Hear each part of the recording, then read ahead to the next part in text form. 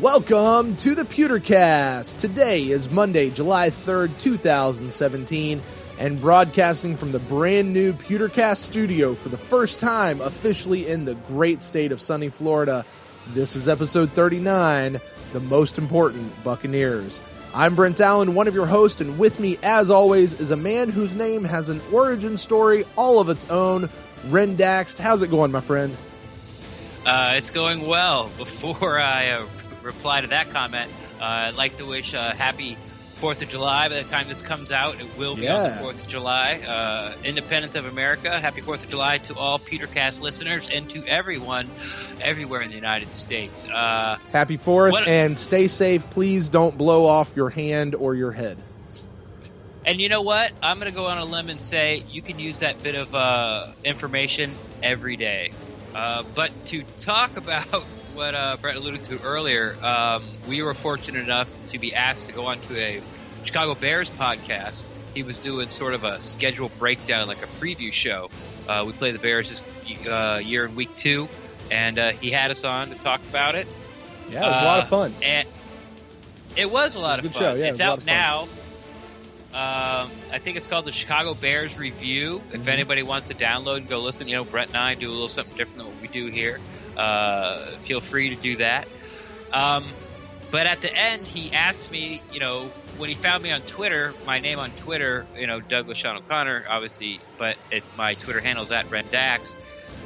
When I'm doing podcasts and things, I'm always, referred to as Ren Dax. So he asked me what that meant, and there was a little origin story. But unfortunately, I've listened to the Chicago Bears Review with Brett and I, and it missed the cut. It didn't make it on. Oh man, no. Yeah. Oh. So, if any listeners out there were wondering what Ren Dax means to me, sometime soon, not this episode, but sometime soon, maybe.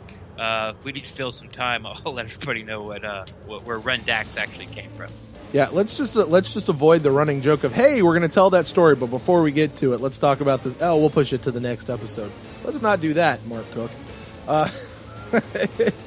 But we will not talk about that right now. Why don't we go ahead and look at this episode as we get into it? What do you say, Ren?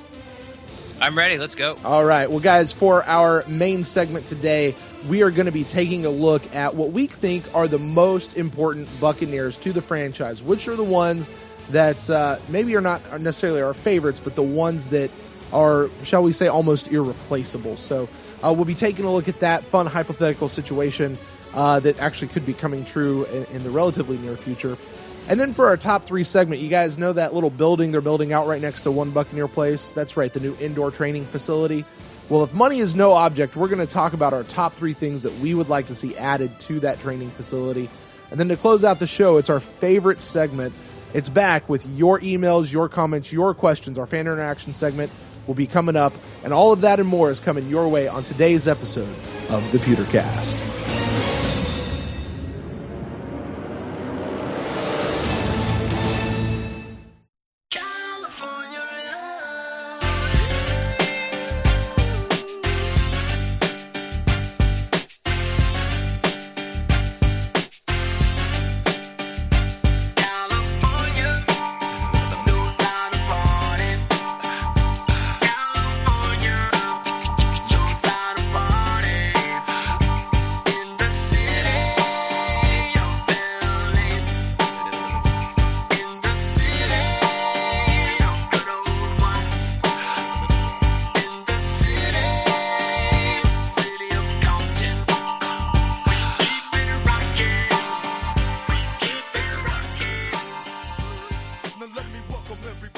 You're listening to episode 39, The Most Important Buccaneers. Now, Ren, in this long, dark night of football, this is kind of the part where everyone who covers an NFL football team is either on vacation or they're reposting old content or they're grasping at straws to figure something out for what to post. But, we generally try to be positive on this show, so we're going to do something that I really think is a whole lot of fun. Yeah, me too. We are in the, spirit of the recent NHL expansion draft and the 2006, I believe we decided it was, Texans expansion draft. During expansion draft, you get to protect 10 players. So we came up a list with 10 players that we are going to protect, that we each think should stay. But since there's going to be a lot of overlapping, we also decided to rank them from most important Buccaneer to the 10th player. So that's where a lot of the discussion is going to come in. We wanted to bring a guest in with us tonight. So I saw him on a couple other podcasts. I'm really impressed with his Buck knowledge. We're bringing in tonight James McElroy, one of the original 9 from the Buckaholics. All Buck fans know the Buckaholics. The way I was introduced to them was during the San Diego game last year, where they took over the lower bowl behind the Bucks bench, turned the whole bottom of Qualcomm Stadium orange. You could hear him cheering through the TV, and Dirk Cutter actually gave an unprompted shout out to the fans. He didn't know who they were. He found out, very quickly who the Buckaholics were. So we got, like I said, one of the original 9 with us here, and I'd like for you to go ahead and tell us, how it started, where you guys came from, and I know you got a special event coming up later on this year, sort of an invasion like you did for the Chargers game. So without further ado, our guest, James McElroy. Jay McElroy. Hey, I'm sorry. That's hey, all right. Only my mom calls me James. When you're in trouble. When I'm very definitely in trouble. Yeah, man. Thanks so much for having me on, guys. I really appreciate the opportunity to be on here with you guys. Love what you're doing with the show. Love, like you were saying earlier, how some of the other content shows, they're at this point they're digging deep in the well and they're trying to come up with anything. And you guys are consistently creative, so I really appreciate that. Thanks. Hey, no problem. The Buckaholics is kind of an interesting story. I've been out in California. I moved out to California in the mid-'90s from Florida. I grew up in Pensacola, where I have been a Bucs fan since I was about 8 years old, and that would be 1978 for you young whippersnappers out there. Back when the team was 2 and I was 8 and everything was beautiful. But that was Jay, just so you know, that was before I was born. I kind of figured as much. That's all right. I embrace my age. I'm happy with it. I'm good with where I am in my life right now. So it's my hat's off to my elders. Yeah, please take the hat off. But I've been out in California, like I said, since the mid-'90s. I was out here when we played and whooped the crap out of the Raiders in the Super Bowl. A little game I like to call my most brilliant Buck moment ever. But the Buckaholics is something that actually just started a couple years ago.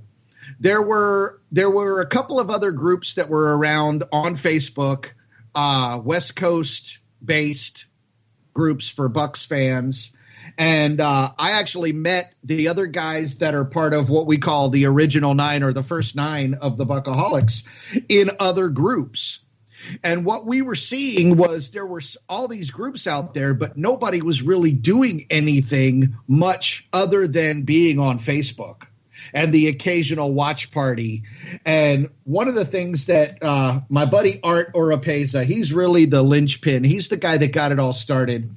He basically just called us all up it was Christmas Eve 2015. And he basically connected with the rest of us, the original 9, and said, we need to start something that we can be proud of. We need to start something that is by the fans, for the fans, and that is everybody has a say in the way that this thing happens. And so one of the guys in the group, he actually, if you've ever seen any of our designs or our logos, a guy by the name of Jake Lucy, he's an amazing graphic artist. He does all of our designs for the group. And it was his girlfriend, actually, who came up with the name Buckaholics. Jeannie, his girlfriend, came up with the name Buckaholics, and we loved it. And so we started the Facebook group. I think by the time we got to Arizona last season, which was our very first time ever going to a game as the Buckaholics, ever throwing a tailgate, I think we had about 200 people in the group on Facebook, and we had about 100 people that came to our tailgate, which we thought that was amazing. We're in enemy territory, and we've got 100 people, including I know you guys know Derek from What the Buck. Oh yeah. He came out and hung out with us and was a huge support to us from way back. And then we progressed on from Arizona. We had 3 West Coast games last year, so we took advantage. We went to San Francisco and we threw another tailgate party, and we had probably 200 people at that tailgate party. It kind of started snowballing. At that point, the group size was probably closer to 500 in the Facebook group. And then San Diego happened. And I have no explanation for San Diego. I think part of it was the fact that the Charger fans knew the writing was on the wall. And so a lot of them were selling off their tickets. But we had, at our tailgate party, we had over 400, close to 500 people at the tailgate party. But when we walked into the stadium, we were thousands. Right. It was amazing. It was just this sea of red in the middle of all this Charger blue and gold. And it was such an incredible experience. And I think that was really the point where the online version of the Buckaholics really started to ramp up and take off. And now we're at the point where what started with 9 guys is just over 5,200 people in the Facebook group. Wow. And unfortunately for us, we only get 1 West Coast game this year, and that's Arizona. But we're super excited about going back into Arizona after last year pulling a tailgate of 100 people. We're looking for everybody. If you're planning on going to an away game this year, Arizona is the game to go to. It's in October, so it won't be too hot. And we're going to throw another big tailgate. We're going to have raffles and giveaways and drinks and everything you can imagine. It's difficult to throw a tailgate as an away game party because they don't like to let you into the good parking spots, for one. Right. But we fought them off last year, and we were right in the middle of their best area. But what we want to do this year is a little something different. We didn't think about it in advance enough last year, but what we're trying to do this year is we're trying to make our showing in Arizona is going to be in orange. They've got enough red already. Right. So what we want to do is we want to make our presence known. So we're asking anybody that comes to the Arizona game, anybody that comes and hangs out with us in the parking lot before the game, wear your throwback, wear your orange. And we want to rock the stadium in Arizona, UOP Stadium. And it's a beautiful stadium, by the way. I absolutely loved it. I think it was my favorite of the 3 that I went to last year. But we want to just cover that entire stadium in orange. If you're looking for information on where to go, where to get tickets, all that kind of stuff, you can come to Facebook and just go look for the Buckaholics group on Facebook, or we have the page on Facebook. We're on Twitter under Buckaholics on Twitter. We're on Instagram. We're on Snapchat. Just look us up and you can get all the information for the invasion of Arizona. Yeah, that's going to be a super fun game. I doubt that I'm going to be able to make it out to Arizona, but that's okay because I kind of want to see you guys on TV again. Like, that was awesome. It was so much fun to be sitting at home and just on TV. We could hear you guys, like you were sitting next to me on my couch. Like, it was that massive. So I'm super excited to see that. I love the idea that you guys are going to go in orange. I think that's super smart, understanding that they also are that red color.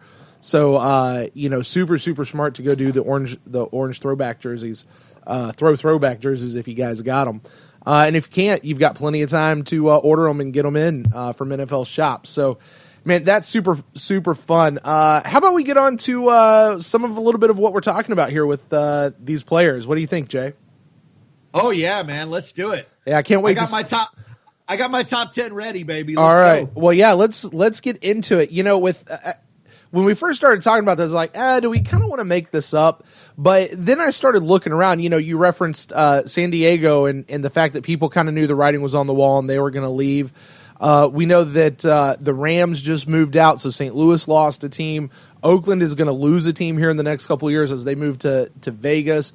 There's a handful of cities around the United States that once had an NFL team that now find themselves without one. And so to me, like, I think the truth is it's not outside the realm of possibility that we could get an expansion team or two in the next couple of years. And, when that happens, the league is going to go through an expansion draft where new teams get to literally pluck players off other teams' rosters. I didn't actually know that that's how that worked until I started researching a little bit for this show. But that's kind of, yeah. It's so brutal. It is. Brutal. It really is. Now there's all kinds of rules as to who they can take and who they can't. And, each team has to offer up a certain number of people. And if they take one, then they get something. If they take two, it's this weird, I don't know. It's this whole weird thing. We're not going to go into all that. But as Ren had stated, you do get to protect 10 players. So we're going to ask ourselves, in the event of an upcoming expansion, which could happen, who are the players that we're going to protect? And we've said a few times, I think there's going to be a lot of crossover on these lists. So let's rank them. Ren, we're actually going to let you go first. You're going to kick us off here. So your order, your top 10 players in order that you want to protect in the event of an expansion draft. And when you get your order wrong, Jay and I are just gonna run you out on the pole. Rake me over the coals. Ride the rail, fine. baby. I'm ready. I have arguments for everybody and where they're placed. Okay. But I would like to do a little tip of the hat, if you will. I did not remember this until Jay /James, just kidding, said that there's an actual at Buckaholics Twitter feed for everybody. I was the one who suggested that.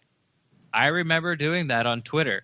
I put it out there. I was like, you guys need to get an at Buckaholics, Twitter feed. And then somebody, I think, fed it to the leader, the linchpin. What was his name again? Art Oropeza. Someone fed it to him because he runs that, right? Actually, I think I'm going to speak out of turn here, but I think it's actually one of my buddies, George, that runs the Twitter. Okay. Well, anyway, it happened. Not that it wouldn't have happened by now, but I would just like to say that actually it was me.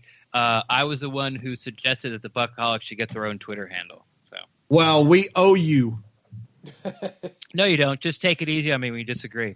I'm gonna be just one measure more gentle with you over this next 10 players that you call out.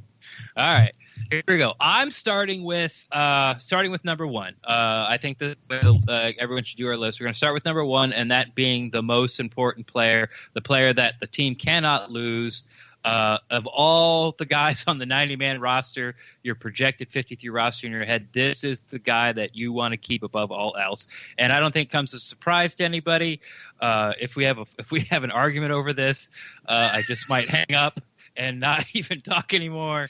So, it's Sabby Piscatelli, isn't it? It's Sabby Piscatelli. Yes, it is. We'll go with Jameis Winston. So for number one, my most protected guy, the most important player on the Buccaneers, in my eyes, number one, Jameis Winston. All right, Ren, get ready to hang up because I'm. No, I'm not. No, that's exactly who should be number one. Yeah, no argument there. Okay, this is where it goes off the rails real quick. Oh man! All right, number two.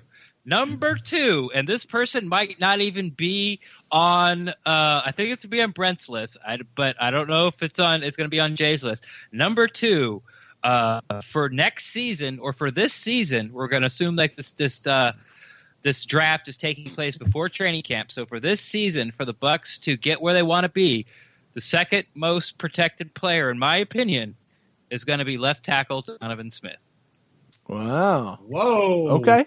Whoa. Okay. I'm waiting for There you go. Well, now see, I'm not going to straight up disagree with you because here's the thing. There were moments last season where I wondered whether we had the right guy, but with Marpet's move, I think you're right. I think this is a year that Donovan Smith is really going to step up and shine. So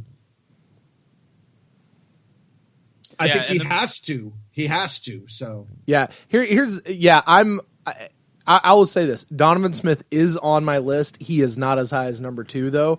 Ren, I'm curious why number 2. Why do you have him that high? Because there's once again, I'm basing my whole entire list on this upcoming season. There's nobody on the Buccaneers 90-man roster or projected 53-man roster that can take Donovan Smith's place as left tackle. Third time we've used the word linchpin on this podcast in the past 20 minutes, but he's the guy that has to protect Jameis's blind side. He's the guy that's going up the best of the best of the best of defensive ends in the whole entire world that are trying to get to that quarterback. The team likes him. He's slimmed down. He's become quicker. I think, like Jay said, he's going to become this is his year. I think he's really going to stand out. George Warhop really believes in him. And to protect Jameis's backside and just to make the offense run smoothly, I think Donovan Smith is the guy that needs to be protected and the guy that needs to be there. Fair enough. There's no one else. Fair enough. He's not that high on my list, but I cannot argue with a single thing that you just said. All right. Yeah, there's not another player that fits that bill, so keep him. All right. Number 3. Final answer. Number 3. Another guy's probably going to be on everybody's list, but I have picked the captain of the defense, the guy that I think is going to have a monster year, and he is wound up tighter than a drum, and he is ready to be unleashed. I'm going with number 3. I'm going with Quan Alexander. Yeah, good pick. Good pick. And that's a solid pick at 3. Yeah. Solid pick at 3. All right, so we're not disagreeing there. Number 4, probably going to be ranked a little higher on other people's list, but number 4, I'm going to go ahead and jump in and going to our future Ring of Honor, future All-Pro, continuous Pro Bowler, and hopefully Hall of Famer Mike Evans is coming in 4th for me. Yes. So far, everyone you named are guys that I have on my list. Outside of Jameis, they're all in different spots. I'm curious why. Okay, this seems a little low for Mike Evans to me. Mm-hmm. So I'm going to. I agree with that. Yeah, I'm going to need you to defend why he's that low. Well, I've told you why and it's just because the players in front of him. Donovan Smith, I put in 2nd because after Jameis, I think he's the most important for success as far as the offensive line. Then I didn't want to go 3 offensive players in a row, and I switched over to the defense. And I thought about where we're thinnest as far as safety's a question mark, but we're not really thin there. The backup cornerbacks. We're a little thin there. Then I moved the defensive line. I think can absorb almost anybody being taken off.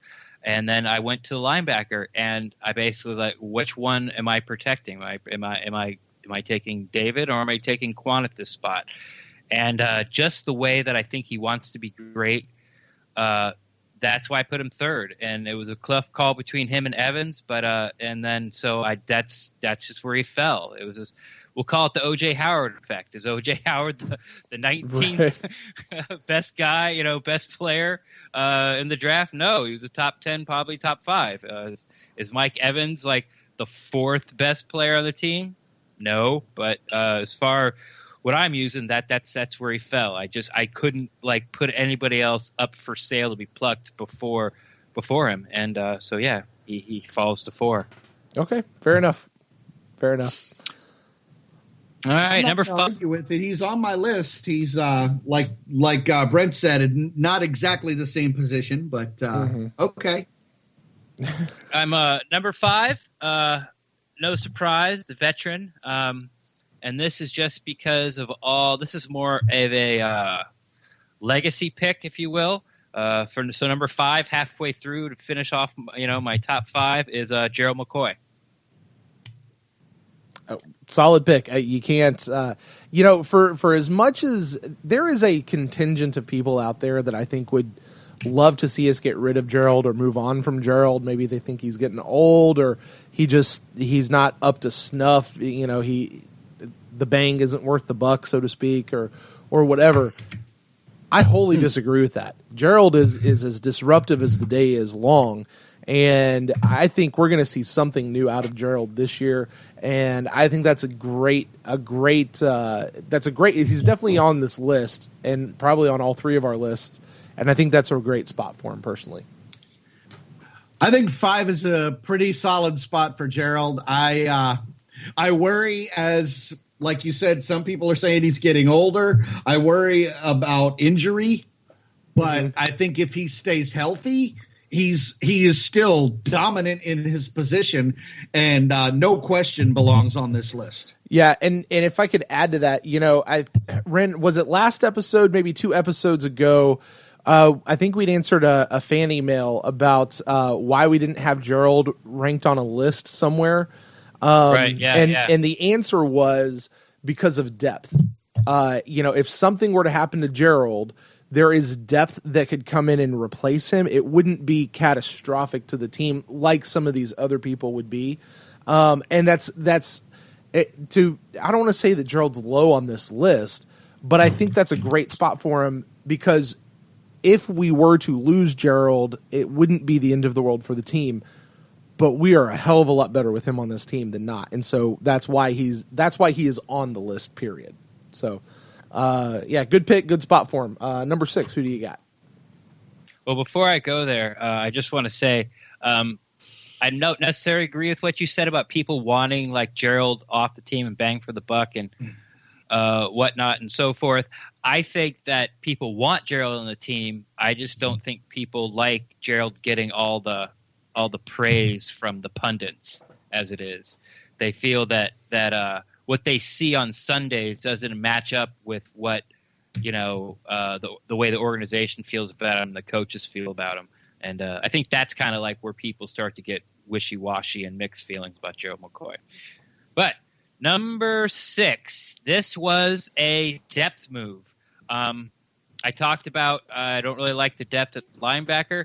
I also talked about I don't like the depth at cornerback. So who do I keep? Do I keep Grimes, one of the best cornerbacks in the NFL, at 33 years old when the season starts, I believe, 32, 33, 34? Or do I keep the young buck that we just got, who I've seen reports that if he was in this year's draft, he still would have been the top cornerback draft, and it was a very deep cornerback draft. I went with the young guy. I got Vernon VH3, number 6. Now, I'm not going to lie. He's on my list, but he's not number 6. I don't know. There are some other names that I think are have to be up above him a little bit. So I got to ask you, why at 6? Just kind of what I should probably save that till after, but just kind of what I said. It's the depth at corner. I feel if one of these 2 corners get plucked off the roster, Grimes or Hargraves, the Bucs are in for, with the question mark at safety, the defensive backfield gets real shaky real quick, even if an injury comes. I know Ryan Smith right now is like the 3rd corner.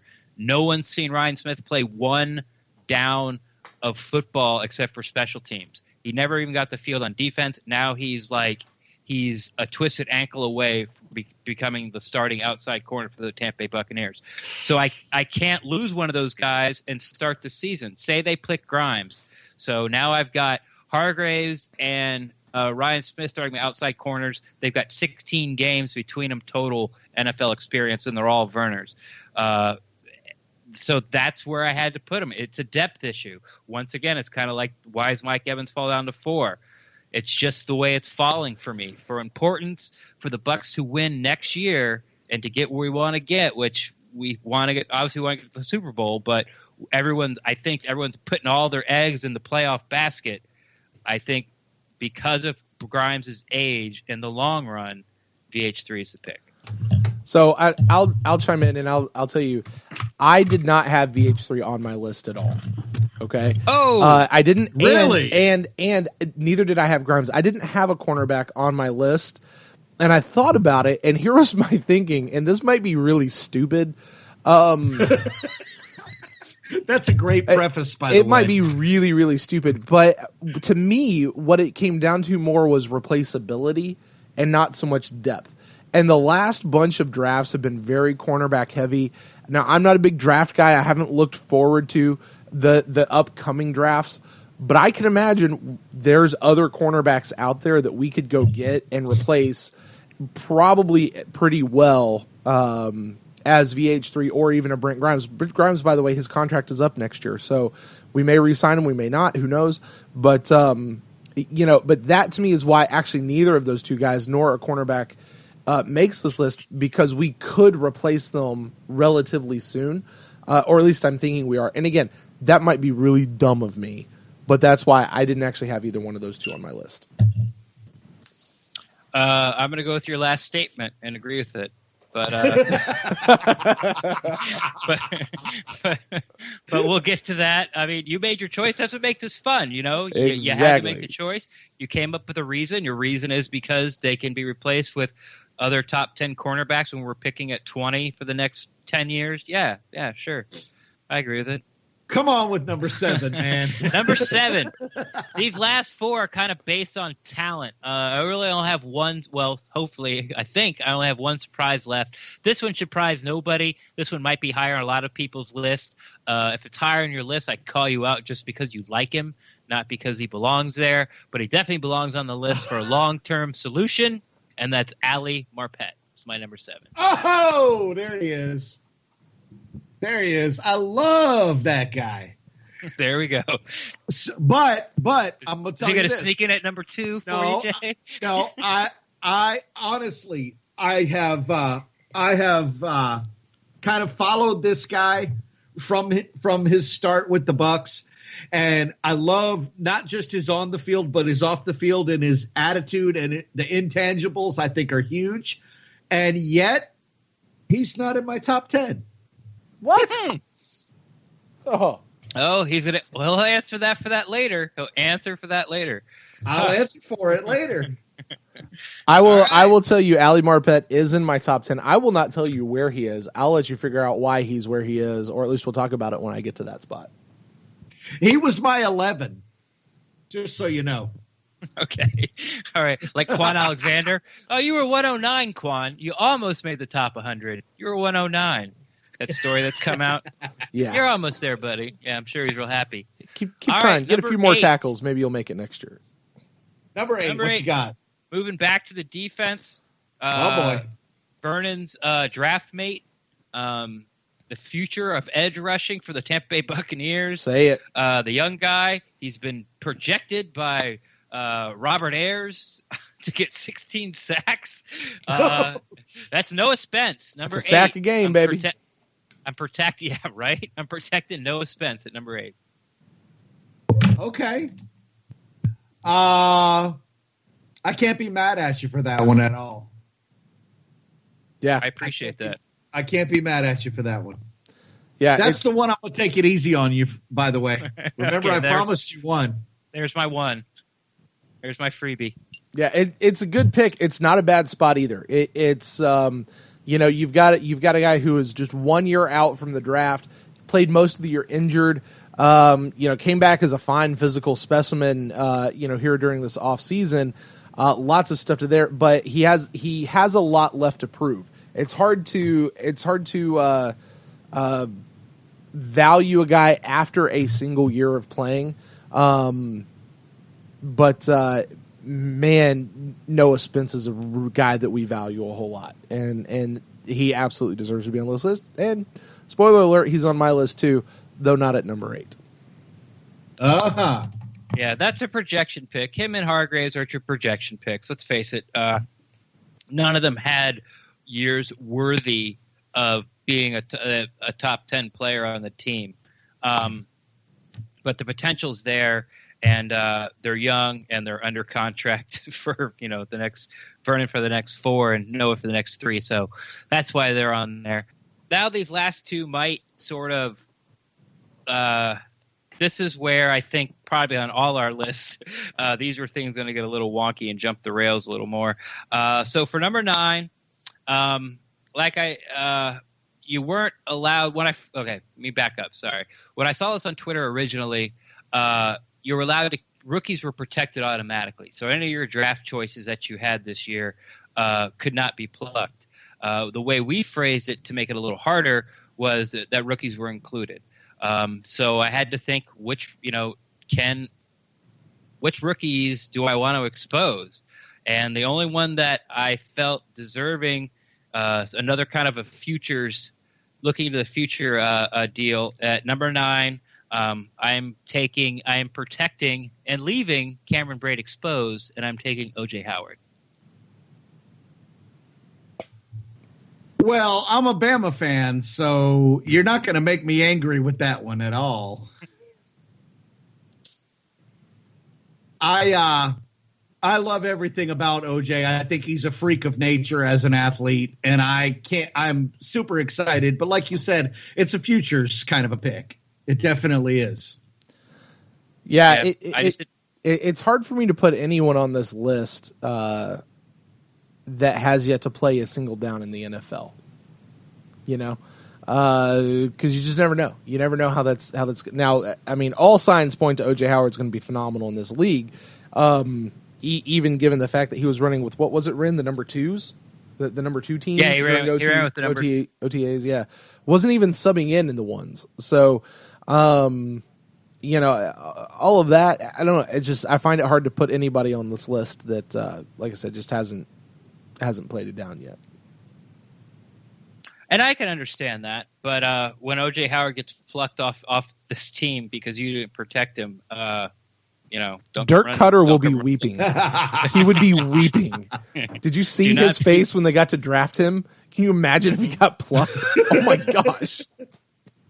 Before he gets to throw him a pass. I never thought I would see Dirk Cutter's O face on national TV, but there it was. Yeah. It was Brent loved that one. I might have just woke up the kids. Uh-oh. That's so. Wow. One of us agrees, one of us doesn't, and here's the last spot. Number 10. Number 10. God, I don't even want to say it. Number 10, and I do have my reasons, and I know I'm going to have to defend this, but number 10. You're crazy. I am keeping J.R. Sweezy. Oh, I did not expect that. Lucy, explain yourself. J.R. Sweezy's under contract for a long time. Donovan Smith and Ali Marpet are under contract for a long time. I believe that the Buccaneers are really into continuity. J.R. Sweezy's under contract till 2020. And those two guys are under contract for the next 2 years. I believe the Buccaneers are the front office and the Glazers are really pushing this continuity, keeping Dirk and Jameis together, keeping Mike Smith as defensive coordinator. I want this offensive line to stick together for the next few years. The teams that have the top 5 offensive lines are, hey, surprise, they're the teams that are in the playoffs. It's a greatly undervalued position. I think it should be a skill position. As a unit, they should be graded. And with these all guys being under contract, the player Sweezy, I hope he turns into. So keeping Sweezy, Marpet, and Donovan Smith together so they can mature with Jameis and mature with Evans and mature with Howard was a big deal to me. And I know it's a little controversial and probably he's not on anybody else's list. And it was tough, but that's why I went with J.R. Sweezy as my last guy to protect at number 10. Well, I'll tell you, he's not on my list. You're right about that. But he is one of those people that I think the way that he's going to come in, we're trying to put the best players possible on that line. And I think that he is definitely one of the guys that is best player possible. So I'm not mad at you. You know, I mean, you make a good argument for why you pick J.R. Sweezy.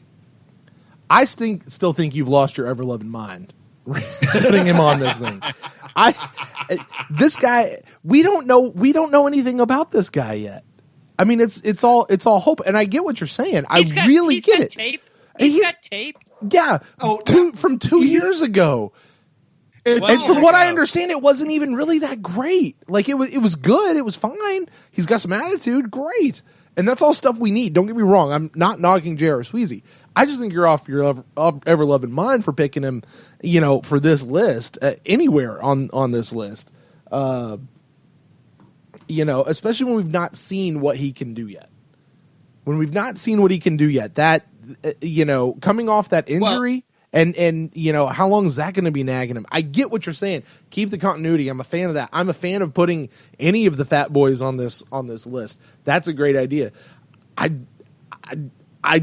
I'm baffled at that one though. But you make a good argument. You really do. To be fair, you said that it's a pick that's on hope, but so are at least 3 other of the names that have come up on Ren's list already.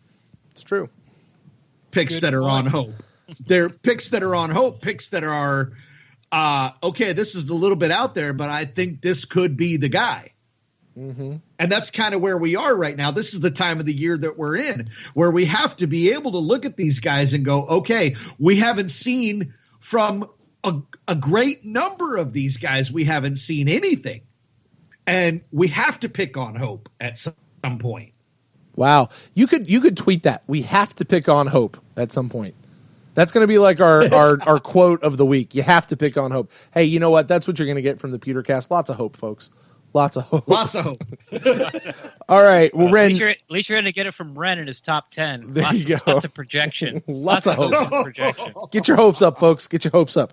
All right, Ren. So that is your number 10. Good list. All right, Jay, let's toss it to you next, man. I'm betting you got Jameis Winston up there at the top, but I can't wait to hear who the other 9 are. Why don't you go for it? Number 1 with a bullet, Roberto Aguayo. No, I'm just kidding. Hashtag I'm with 19. Hashtag I'm with 19. I got my prayer candle right here. Oh, that's right. You guys made that. You made the hashtag I'm with 19 with him and a prayer candle. That was awesome. Yeah. For anyone who doesn't know, last season we created a little hashtag here at the Pewtercast called hashtag I'm with 19. Brent did. By we I mean me, because I was solo then. I was still single. And it was in show of support of our kicker. Right? That's really what the whole thing was. And Jay and the guys out there at Buckaholics created a little prayer candle that had, was it Roberto on his knees praying or something? I don't know, somebody. Oh no. And down at the bottom, really good picture of him. Yeah. It has a really good picture of him, but it has the pray for Aguayo and it has I'm with 9. Yeah, hashtag I'm with 19. It was so great. I loved it. I was honored by that. So thank you for that, Jay. Your list, please. All right, here we go. For real this time. Number 1, no surprises on this one. I got to go with QB3, Mr. Jameis Winston. Anybody got an argument? Nope. Not one that I can make anybody believe. You'd have to stretch quite a bit for that, huh? Yeah. All right. So let's move right on into where it gets juicy. Number 2 on my list is a pick that I think has a lot to do with continuity and it has a lot to do with chemistry. I've got Mike Evans at number 2. I think that he and Jameis have spent the time. I think that he and Jameis have worked together enough. I think that Jameis's work on his foot placement and his accuracy is going to pay off in spades when he's throwing to that big 6'5" Mike Evans. And so he's my number 2. Yeah, I agree with you on that. And I'll tell you why. What wins football games? Points on the board. Defense. No. Points on the board. No, points on the board. And when you combine Jameis Winston plus Mike Evans, that equals points on the board. And that's why these two guys, it's very, very appropriate that I think that these are the top two guys at the top of any list that you protect. Okay. Well, I guess we know what Brett has for number 2 as well. Spoiler alert. Only thing I can say about this, obviously Mike Evans, he's going to be on this list. If he's lower than 5 on anyone's list, you need to check yourself. But being this high, I'm just going to chalk it up to, and assuming Brent has him at 2 as well, that, you just didn't think about it enough. That Mike Evans is not the second most important person on this team, especially when you have Deshaun Jackson. I mean, this is just for a year now. You have Deshaun Jackson, and they just drafted Godwin, who's like, the star of training camp so far. So obviously I want Mike Evans on the team. I would not let him get plucked. But as far as like being the second most important, longevity, I get it, but for like a 1 year, I'm going to use 1 year fix because there's more receivers out there someday. Next year's draft, Brent's philosophy for his quarterback. That's why I just couldn't put him at 2. I originally had him at 2. And then listen, as I started to get further down my list, he bounced down. If you can show me that draft after draft after draft, there's a Mike Evans in every single draft that we could get with where we're going to be in the deal, then maybe I could go with you on that. But I just, again, that goes back to that replaceability idea. I just don't think we're going to get him that. I don't think we're going to get another Mike Evans anytime soon. I totally see what Ren's saying.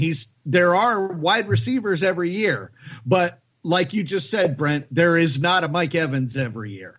Right. And I think that and like I said, coming in and the time that he's already spent with our quarterback and the chemistry between the two, I think we're going to see nothing but improvement in this next season. Even with now, and this is interesting because Jameis is going to have more weapons to aim at, and I still think we're going to see Mike's numbers go up. There you go. I will take that bet. But go on to number 3. That's a conversation for another day. All right. Yeah. All right. Number three, I am right there with you, Ren, on number 3. I got to go with Quan. King Quan at number 3.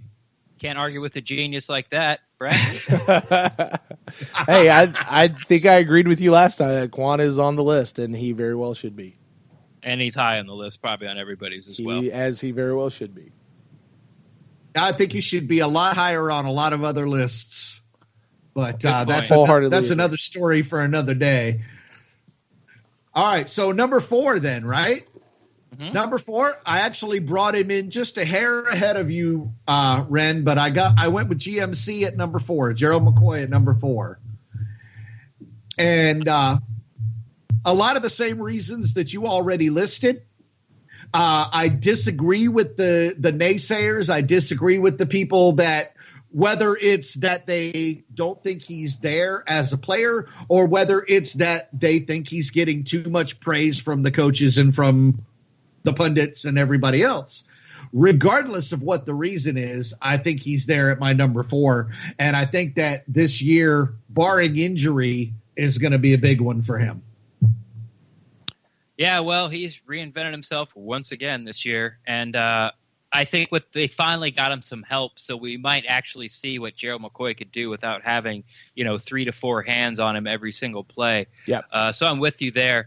And if it wasn't for the left tackle position, which I believe that I value a lot higher than you guys do, which is fine. Neither right nor wrong.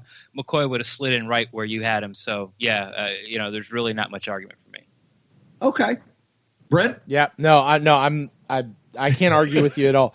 I mean, let's face it. The top 10 are getting protected all equally. So if we're ranking them up and down, you're within 1 or 2 spots. We're pretty much in agreement. Okay. Now here's where I'm going to deviate a little bit, I think. And I was listening to Ren as he ran down his list, and he put Quan in there, and he made the point of saying, who am I going to keep? Is it going to be Quan or is it going to be Levante? And in my opinion, it's both. And that's why Levante is at my 5. He's at my number 5 spot. Brent, I'll let you praise first. Listen, here's the deal. If you respect Gerald McCoy at all, there is a reason that you should listen. You know, Gerald gets pissed off year after year when Levante doesn't make the Pro Bowl, saying how underrated he is and whatnot. Now, Levante may have had an off year last year, but by and large, he is a fantastic player, and he is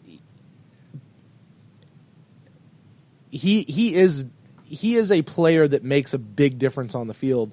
And, you know, he's meant so much to this team over the last couple of years, and he's still got a lot left in the tank. So, yeah, I think that's a good pick. Maybe not quite this high, but I definitely think that's a good pick. Well, I look at... Go ahead. No, go ahead. I look at last year, and I saw from 2015 to 2016, his sack numbers went up. Now, not a lot, but 2 more sacks in a year is 2 more sacks in a year.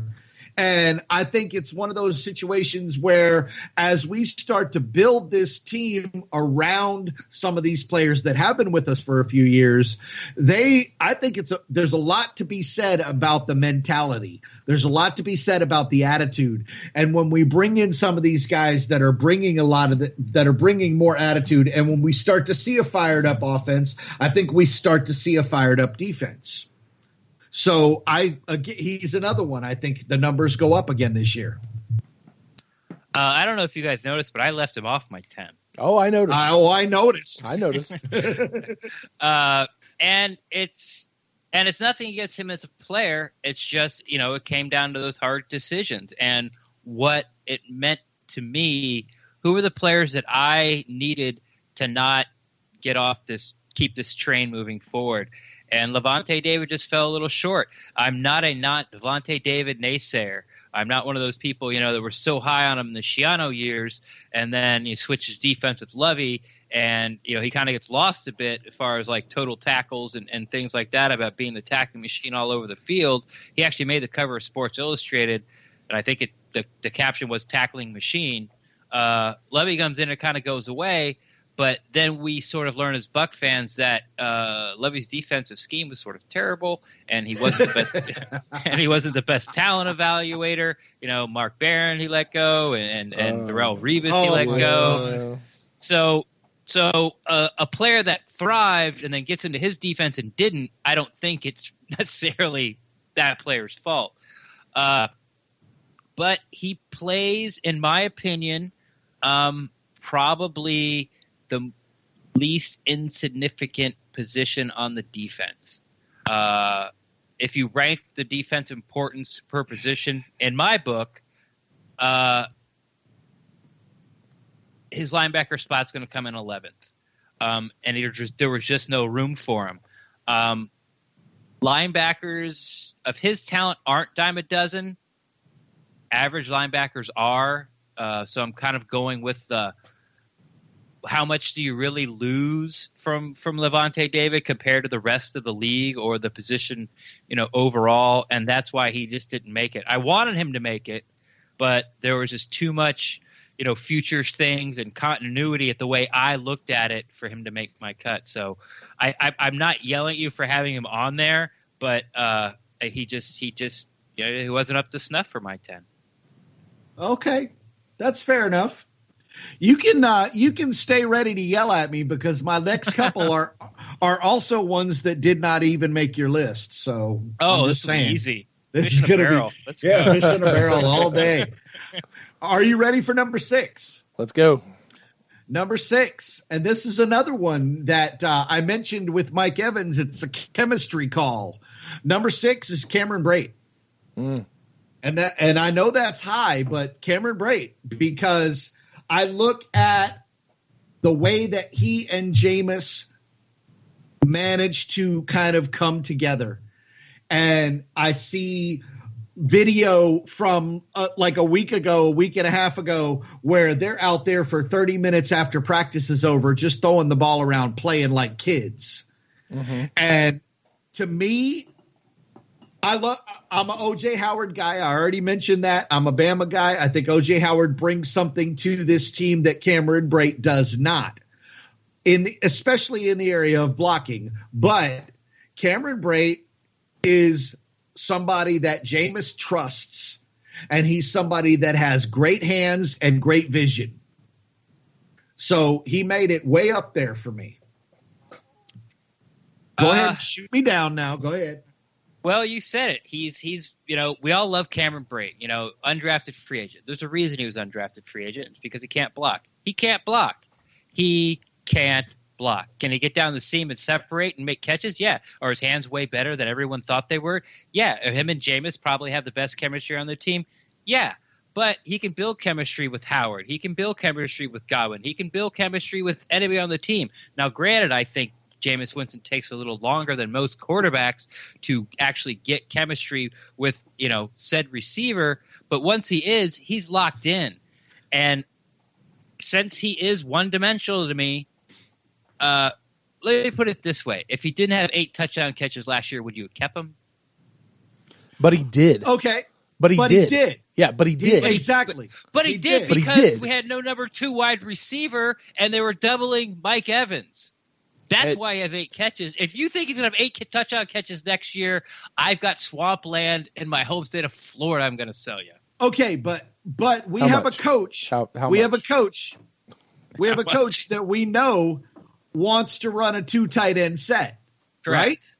Okay. Mm-hmm. You've got your OJ Howard. Right. He's your workhorse. He's your blocker. I don't know. Cameron Do we have the O.J. Howard? Your list isn't over yet. Do we have an O.J. Howard? No spoilers. No spoilers. Okay. No spoilers. But we do have a Cameron Brate. And like you said, does Jameis take a little bit longer to establish that kind of a connection with his guys? Yeah, maybe he does. And is that a negative? Okay, you could see it that way. Or you could see it as an opportunity for a player like Cameron Brate, who does have much better hands than everybody thought he would, who does have the ability to separate better than everybody thought he would, to be that number 6 guy. I hear you. All right, Brent, I know I'm going to let you talk. I hear you, but I think there's other guys on the team that can do what Cameron Brate does with a little coaching. I think Auclair and Tevin Westbrook are just as good. I can't say that I think they're just as good. I think that the difference between O.J. Howard and Cameron Brate, O.J. Howard's 100. Cameron Brate started the league as a 75. Now he's like an 84. Oh, come on. Now he's like an 84. Come on. He can't block. He's like an 84. Though he has 8 touchdowns. It's because there was no one else to throw to. You want to talk about all these other guys learning stuff, and you don't think Cameron Brate can learn to block? No, because he's had 2 years to try it. He's had 2 full seasons to try to block. Yeah, but as you just pointed out, there was no number 2 receiver, so we needed him to run out there and catch the ball rather than spend the time blocking. Yeah, you're right. We never ran the ball. Every time they ran the ball, all you did was see Cameron Brate turn around and start running towards the other end zone because he's trying to chase the guy that he was supposed to block that's already in the backfield. He was. I did one. I would say one overly extensive review of our run blocking from last year. It was the one I dialed into that for film study, and my God, the amount of stuff that we blame on the offensive line that was really the tight ends not doing their job, or even one of our backs not doing their job, was astounding to me. And yeah, you're right when you say that. So Cameron Brate at number 6 for Jay, not even anywhere near the list for Ren. We'll see what happens for Brent when his list comes around. Jay, what do you got for number 7? All right, another one that didn't make Ren's list. And surprisingly, since Ren was all about the prospect picks and the futures kind of prediction type picks, I'm going to go with number 7. I'm going to go with the young man that I'm going to call Doug 2.0, Jeremy McNichols at number 7. Wow. Okay. I know. That's my running back. That's my running back at number 7. That's his future running back. Yeah. This guy is quick in the backfield. He can shift tracks without even having to stop. He is fluid. He's flexible. He can make several jump cuts in a row, direction changes in a row without even a hesitation. He's got great vision. He's got quick process of what's in front of him. And I think if we go with Ren's pick and we put Sweezy and Donovan Smith and we put Ali Marpet, that's a line that he can follow and that can make holes for him. And I think he is the future at running back. But you can't take my picks and then put them with your picks. You have to protect those guys too. Well, I'm going to take the guys you protected and put it with this guy. No, I'm super high on McNichols. It was hard for me to put him not on my list, honestly. He just didn't have enough cachet with me. I think there are draft pundits that I respect their opinion that had him above 4 or 5 backs that were taken before him. Mm-hmm. I think he's really going to surprise some people this training camp. I don't want to lose him, but I don't really know if he was out there with the amount of players that you can't protect, like a Cameron Brate. Players like a Levante David. I don't know if they're going to come and pluck McNichols up. And that's kind of my reason leaving him off, because there's just so many other players above him. And the running back position is sort of seen as a dime a dozen. Do I agree with your assessment that he's a running back of the future? I do. But I wouldn't have wasted a spot on him just because I like him. Oh, you got to use that word wasted, huh? Okay. Wow. They're only 10. Wow. That's deep. All right. So that's my 7. You want to hear my 8? No, I think you're done. You're fired. We're done. All right, fine. Number 8. Go ahead. Number 8. I'm back on track. With Ren. A little bit lower, but still there. I got to go with Vernon Hargreaves. Vernon Hargreaves is my number 8. I like what I saw already. I gotta be honest. A big part of what I like about Vernon Hargreaves is the story that comes with him, and the fact that people have been telling him his whole career that he's too small to play the position that he's playing, and he's proving them wrong. And that reminds me of some other players that we may have seen in the Bucs historical lineup. So there's a soft spot there for him at his all of 1 inch taller than me. And oh, there we go. So there's definitely that to it, but there's also, like you were saying, the fact that corner position, we don't have a lot of depth there, and I think he is that guy that's going to bring us to where we need to be. Yeah, I don't know. I am not a guy who expects any rookie to come out and have a bang, bang, bang, bang, bang first year straight out the gate. I do love it when rookies can come in and start day one, but I'm also glad to give them, that time to learn the game at the NFL level. And I feel like Vernon Hargreaves is still in that mode because he certainly wasn't a stellar player in his first year. But I think he was making great strides, and I think he'll make even more strides here in his second year. And then look out, I think, next year when he goes into his jump for his third year, before I really expect to see anything truly like magnificent happen with him.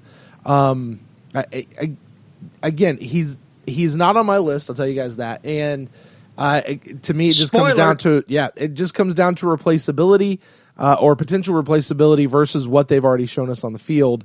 And those two things just don't add up to me for VH3. And I feel you, and I can't. I everything you said, I 100% behind you, Brent. But the thing Vernon's on my list is because if you leave him unprotected, he's gone. It's plain and simple. He's the best cornerback to come out of college in the past 2 years. And if you leave him unprotected, he's gone. So you just have to protect him. Somebody's going to take him away. Yeah, somebody's definitely going to take him away. So it was just, that's why he's on my list. He I have him 8. He has him 7. He has to be on the list in my mind, and that's why I put him on. You had him. Actually, you had him 6th, and I had him 8. Okay, I'm sorry. I scratched them all out. I can't read it anymore because I was ticking off my players. Jay, who you got at 9? So, number 9. I'm still with you, Ren, and I'm not far off of you this time. Number 9 is the future of the edge rush. It is Noah Spence. Mm-hmm. Again. Wait. You kept Cameron Brate left off O.J. Howard. I did. Oh, my God. I did. Oh, Okay. You're not even mad at me yet. Just wait until you hear my number 10. Why are you thinking? Okay. All right. Just No wait Spence. until you hear my Continue. number 10. No. All right. Continue. I'm sorry. Well, it's a whole Noah lot Spence. of everything. It's a whole lot of everything that you've already said with Noah Spence. It's the depth at the position. It's the quickness. It's the ability to be that edge rush that we need. Yeah, defense wins championships. You got to score at least 2-3 points to 2 points to win a game. I get it, but Brent said points on the board wins championships. no, he said win. No, games. I said to win games. Yeah. Oh, okay. Yeah. What wins games? Win Points games. on the board wins games. So. All right. It's a quarterback league, and you got to put the quarterback on his butt. We've seen it. 2 years ago, the Denver Carolina Super Bowl. It was just it was Cam versus 11 guys. It felt like that, and that was it. You put the quarterback on the butt. You make him uncomfortable. You win the big games, because the big games where you're playing the big quarterbacks. And yeah, that's why Noah Spence is on the list. Another kind of like a VH3. If you don't have him on the list, he's going to get taken. So you got to. All right. I am fully prepared for the crucifixion that is about to occur.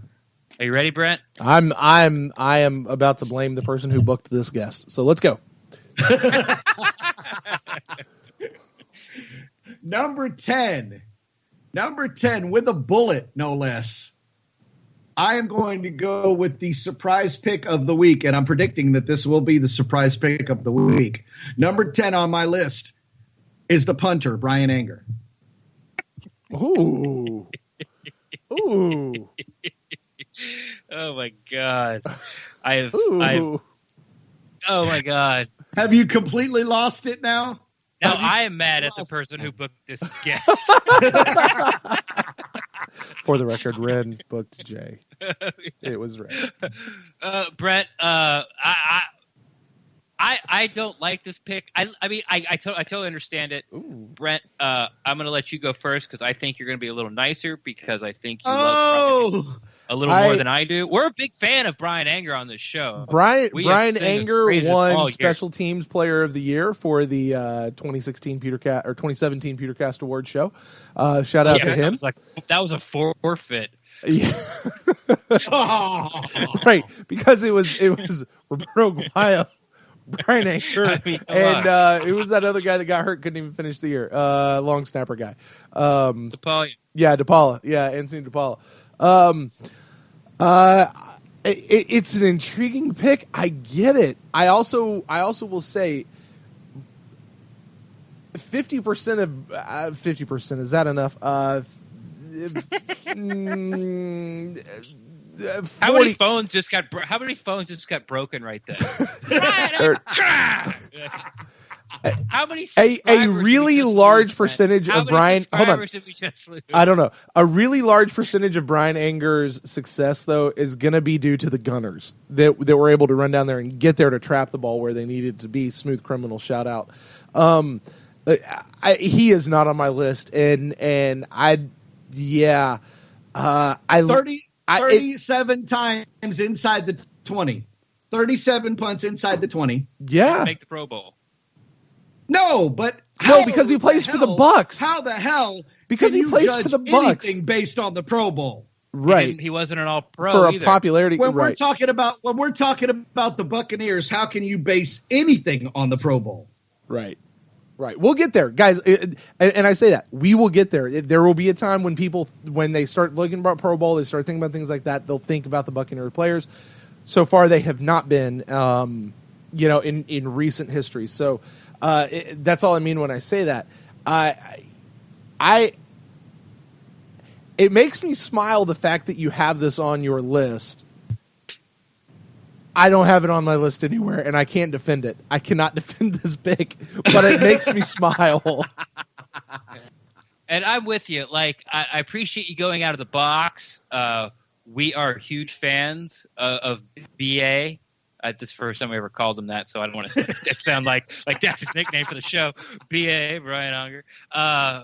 Yeah, we've been touting him, for a long time. But like I said, I appreciate you going out of the box and putting him in there as a niche pick. And thank you for living up the podcast with the whole idea with your pick. So yeah, I'm not going to defend it. I'm not going to praise it. Especially with players like OJ Howard still out there, right? But sure, who has yet to set a single foot on a professional field. But okay, yeah. Okay. You know what? I'm a wine taster. I taste the wine. I tell you what it's going to taste like. And then you spit it back out. And then I spit it back out. I deal in future stocks. You call me up. Oh yes, this is what's going to take off. Like America's based off projection, so I'm not going to feel bad about O.J. Howard hasn't put on a full football gear, put on shoulder pads for the Buccaneers yet. Especially since you just took Brian Onker as one of your protection players. But I like it. It's cool. I mean, it's a good pick for entertainment wise. I would assume that if you were a GM and this was your job, Unger wouldn't be on there. But it is what it is. There you go. I'm not gonna lie. That was partially for the entertainment value, but I do think he's got the stats. I do think he's a solid punter, and I do think field position is a big part of the game. So hey, I will say this: I have not studied 31 other punters in this league, but I think we've got to have the best damn punter in the entire league. That's what I'm talking about. Yeah, I wouldn't trade him for anyone. Even though he wasn't that's what I'm talking about. Yeah. I remember you one wouldn't time trade him, but you wouldn't keep him either.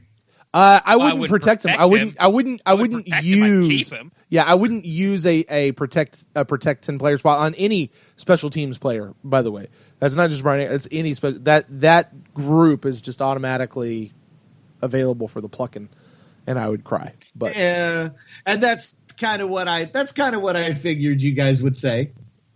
Because every other human walking the face of the earth would say the same thing. But I remember last year when Brian Unger finally actually did have a ball go in the end zone. I remember being upset, and then I had to check myself and go, "Oh yeah, it's like the first one he's done like since I can remember." So now it's when it goes in the end zone for a touchback, he's so good that it's really unexpected as a fan. And what's right with Brian? Oh, he kicked in the end zone. Oh my God, what's going on? Send him get well cards. Don't get mad. Just send good well cards. He's a weapon, that's for sure. He's just not a top 10 weapon, in my opinion. Brent. Yeah. Oh, boy. All right. Here we go. All right. So if you guys have been paying attention, you might know where a lot of my people fall. I will make a prediction. One, you guys have already named every single person who is on my list. There's not a single one who is unique to my list. I make a prediction that Ren is going to flip out at least one of these. So that's my prediction. Probably more on whatever. We'll see when we get to that one. Number one, of course, Jameis Winston. No argument. He should be there. Jameis Winston, number one. Number two, as we already discovered a few minutes ago, I actually still put Mike Evans. For all the reasons that Jay explained. There's the chemistry. It's points on the board that win games. Games get us to the championships. And as a part of that, okay, and this is where things kind of maybe get a little bit more fuzzy, but to me, when you think about what is it you have to protect, it's that core right there.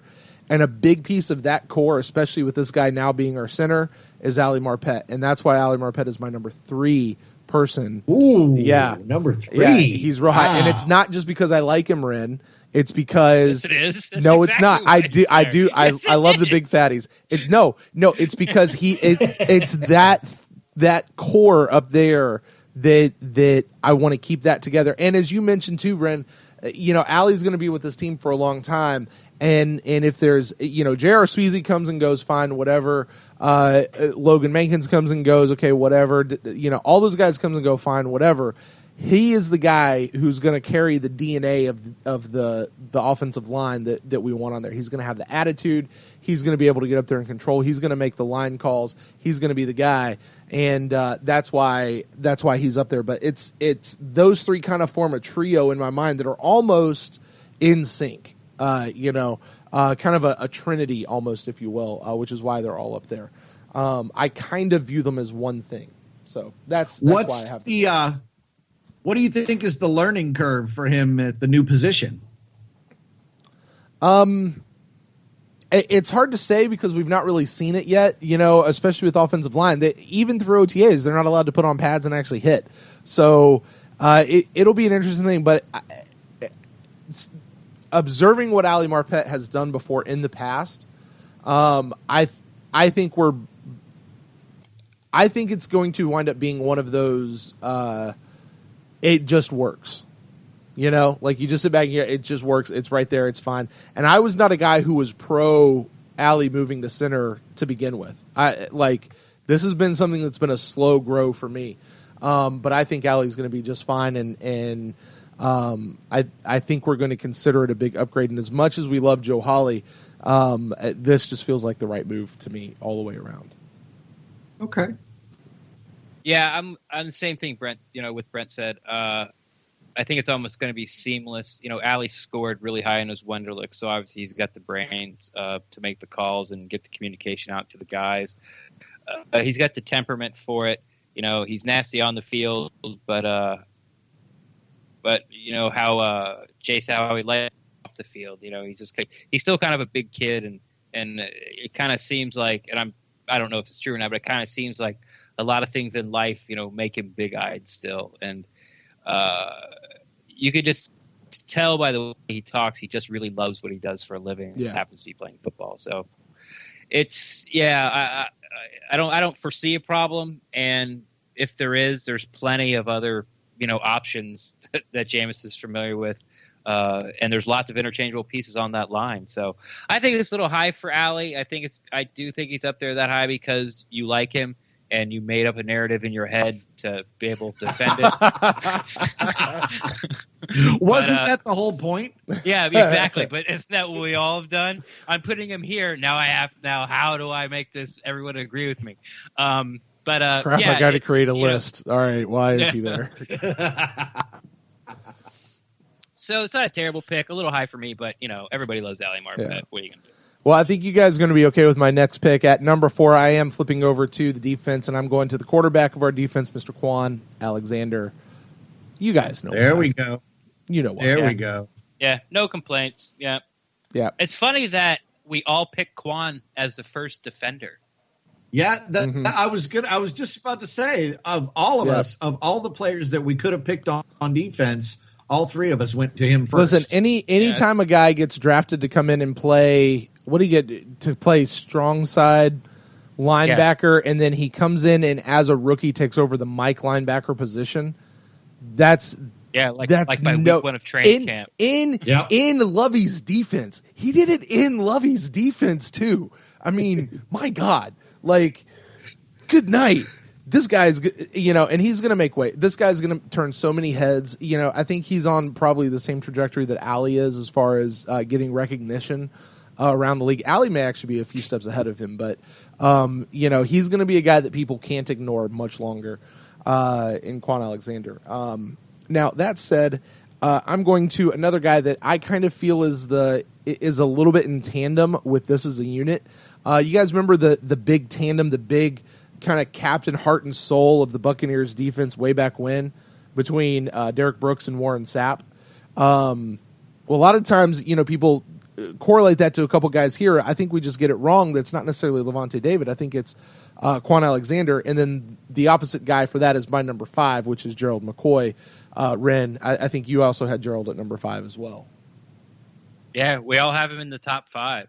Yeah, he had him at 5. I had him at 4. So we're pretty close. Yeah, right there. Right there. And so for all those reasons, he is at the top of my list. But I like how you try to defend it by comparing him to Brooks and Sapp. That was well, no, because that's the thing, right? Like McCoy talks about how he talked to Sapp, and Sapp said, "Listen, you got to get with your linebacker because you and the linebacker are going to form the core, and you guys are going to be this." And so it's been him and Levante, they've been connected, right. and as good as Levante is, and all of that kind of stuff. To me, really, that core is going to be Quan and Gerald, and that's something we want to keep on. We want to keep continuity with, and with that as well. Speaking of continuity, and I'm going to stay on the defense, and I'm going to bring in the youngster, Noah Spence. Okay. At number 6. At 6? At number 6. I'm bringing in Noah Spence. Ren, this is where I'm going to go to your futures thing.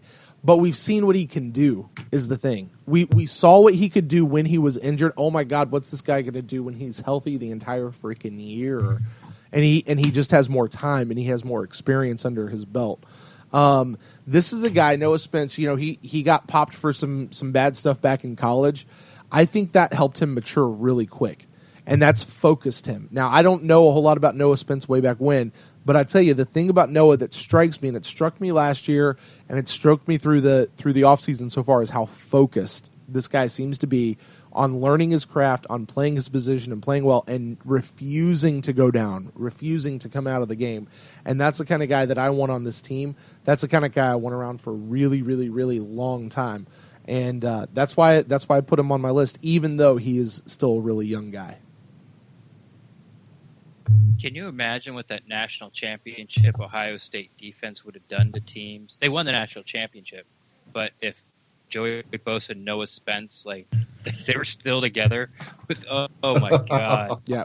That would have been, it would have been a wrecking crew, those two guys together. But, Noah Spence, he's on there.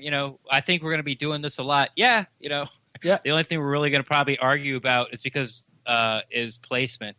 But, for everything you said, like you said, matured a lot. I think he became a high character guy very quickly. Some people get it, some people don't. Some people it takes one try, and I think his eyes really opened. He might have kind of had blinders on, about being big man on campus, and when that came crashing down, he grabbed his bootstraps and he did it, and here he is. So I want him on my team. I have my top 10. Yeah. go ahead. Go ahead. No, go ahead, Jay. It never ceases to amaze me how these different players react differently to that kind of adversity that Noah Spence faced early on. Yep. And we see it all the time in the NFL, and we see it in college, and we see some players, like you said, it takes one time, and they're scared straight or whatever it is. Yep. Other players repeated times, and they just don't seem to. It doesn't seem to click for them. And I think that Spence is one of those players that it clicked for very quickly, and he recognized the potential that he has, and he recognized the fact that in order to match that potential, he had to kind of pull his head out real quick. Yep, I agree. And we've talked about on the show before. Something that Jason Light looks at is not just the right player, but the right kind of player. I think Noah Spence is the right kind of player to be around the Buccaneers. He's the type of player we want building around this franchise. So, Noah Spence. For my number 7 pick, let me move on. I'm going to high five Jay as we both stick our tongues out at Ren, and I'm going with Cameron Brate. Yes! Yeah, I'm protecting Cameron Brate. Bunch of retards. Retards. All right, let's hear your reason why. He got 8 touchdowns, and I like it. What wins games? Points on the board. And this is a guy. Points on the board. Points on the board. And Cameron Brate he's the only reason why I might leave him off the list is because he is still somewhat of an unknown guy. who may fly under the radar and not actually get plucked by anybody. So why waste a spot of protecting him if he's not going to get plucked? But if there are other GMs out there that are as savvy as Jason Light, and I'm sure that there are, they're gonna be aware of Cameron Brate, and they're gonna know who he is. And there's a reason that, after O.J. Howard was drafted, a lot of people forgot about Cameron Brate, and now they're going, oh yeah, don't forget about him. Oh yeah, don't forget about him. Oh yeah, that's a pretty big guy. And Ren, I get what you're saying about that he's not a blocker. I get it, but I think he's just a person that we can't. I don't think we can afford to lose him. I really don't. Especially with that tight end stuff. Now sit back and relax. I got you. Just sit back and relax, okay? Can't afford to lose him. Okay. For my number 8. Oh, go ahead. Okay. No, go ahead. Yeah, my number 8, Ren. I'm going to high five you while we stick our tongues out at Jay, and I'm saying Donovan Smith for all the reasons, Ren, that you laid out. I just didn't have him nearly as high, but Donovan Smith was a guy that I said a couple episodes ago was it would be devastating to this team to lose Donovan Smith. You don't get left tackles in every single draft. The people that just want to say, well, let's just go draft a left tackle. Let's go draft left tackle. You don't get starting caliber, high end quality left tackles in every single draft. There was none this year. There was none this year. Exactly. You don't get that. And even still, when you do, the guys still have to develop. Donovan Smith has been in his second year. We got to wait and see what's going to happen. And I believe with everything that's in my soul, Donovan Smith is going to be a beast this year. I wholly believe he's going to be a beast this year. And that's why he is another guy that I believe we can't afford to lose. And that's why he's on my list. I just have to hope with Donovan Smith that he is able to make the mental corrections necessary to avoid all the penalties. That's my downside with Donovan Smith. Yeah, and I think that's you fair. Will. Go ahead. Yeah, that's fair. I think a lot of the holding penalties were because his feet need some work as far as keeping his body over his feet, so he does so he gets in some positions where he has to reach and grab to save Jameis from sacks. But the mental part, he does have way too many false starts. He might have led the team in it, but so that's the only negative that there's lots of coachable things, but something that he can work on without not having to lift the weight or do one exercise, watch one bit of film is, just get the snap count right, bro. And I hope he will. I don't think it's a be all end all. I want him to work on his feet more, but I knew that you were gonna pick him, Brent, because when we did we did something sort of like this, like who's the one guy we can't lose, right? Little segment. And he was the guy you picked, and he wasn't even on my list, like on my radar at all. And then once you picked him, we started talking about it. It became evident that, and it's not only he's so young and all this, but they're like you said, who you going to replace him with? Exactly. Like it's fine to be like, oh, you're terrible. Okay, who plays instead of him? Give me somebody better before you tell me how bad this guy is and he can't play for us. Right.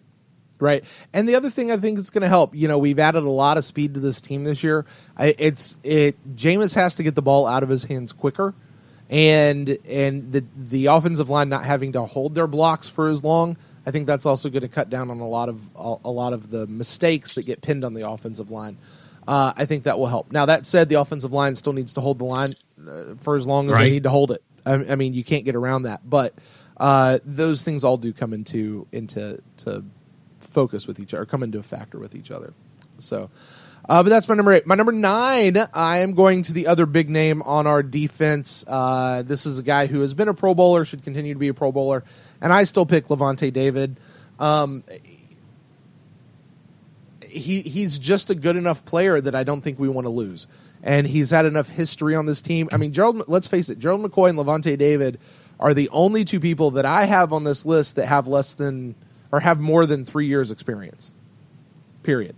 That's, yeah. I mean, and the Buccaneers are a young team, but Levante is a guy that I want to protect. I want to have him around, and I want to have him for the rest of his career in Tampa. And that's why I put him on my list. That's funny. That to me is, I hadn't even thought about that, but that's such a bizarre stat as far as like the number of years actually on the field. I'm not going to argue with you at all. Obviously Levante made it way higher up on my list than he did on yours, but yeah, I'm on that pick for sure. And if I could steal something that Jay said earlier, he's my 11th. Yeah. He's my 11th. He was the one that I would have kept, but for all the reasons I mentioned earlier about how I value his position on the field, and I could be totally wrong, and somebody could come at me and we break it down and show me and be like, oh yeah, you're right. But as of right now, he just on the outside looking in, but I'm not stomping my feet like I am when you guys pitching Cameron Braid in there. This is actually pick that makes sense. So yeah, no complaints from me. Yeah. Well, I will tell you, Levante, and I hate to say it, would have actually been my number 10, and a couple of these other guys might have shifted down one or two for me with this guy, with this last guy, my number 10 pick. But did you go Crazy Train too? I don't know what you mean by Crazy Train. I went a little bit Crazy Train with Squeezy. I think he's defining my pick as Crazy Train. Yeah. No, here's the deal. My last pick is again, when you go back to the idea of replaceability, this is not a guy that we're going to be able to replace in a future draft with where we're going to be picking for a very, very long time to come. And I don't give a flying rat's ass how much time he has or has not seen on the field yet as a Tampa Bay Buccaneer. And this is the only thing that makes keeping Cameron Brate even anywhere near makes sense. And that's why my number 10 pick is O.J. Howard. Okay. Oh my God. I don't even, you know what? I think I just woke my girlfriend up. You kept Howard and Brate. You kept Howard and Brate. So did I. I kept them both. No, you didn't. No, that's true. I didn't keep. No, I kept them both. And the only thing to me that makes sense. Top 5. The only thing that makes sense to make keeping Cameron Brate is the fact that we're keeping O.J. Howard. We're keeping them together, and we're keeping that tandem together. And to me, I think that's super important because you're gonna put in. Look at what we've got. You've got Donovan Smith, Ali Marpet, Jameis Winston, Mike Evans, Cameron Brate, and O.J. Howard. That's a hell of an offense to build. And if you got to build everything else around it, that's a hell of a core of an offense to build that's going to keep you winning. It's going to keep putting points on the board. Okay. I mean, I've said my piece about Brate. I mean, I get it. I actually like you keeping Howard and Brate more than keeping Brate and not Howard. But yeah, okay. Yeah, I'm ready to move on. I'm done.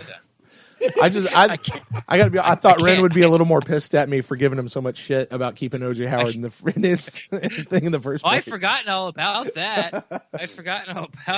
When you go back and re-listen, you'll hear what I say to you. And just know that I know what's coming up at number 10 on my list the whole time. Oh yeah, that's true. Yeah. All right, Bucs fans. Well, that's going to do it for our 10 people that we are going to. These are our most important Buccaneers, and now we'd like to know your thoughts on our thoughts. You can do that by shooting us an email to thepewtercast@gmail.com or find us out on the Twittersphere @thepewtercast or on facebook.com/thepewtercast. We do respond to all forms of feedback, and it's really one of the more fun aspects of being part of this Bucs fan community. Well, guys, coming up next is going to be our top 3 segment. We're going to be talking about that training facility they're building out front. Stay with us. We'll be right back. How does a bastard, orphan, son of a whore and a Scotsman, dropped in the middle of a forgotten spot in the Caribbean by Providence, impoverished and squalor, grow up to be a hero and a scholar? Today's podcast is brought to you by Audible.com.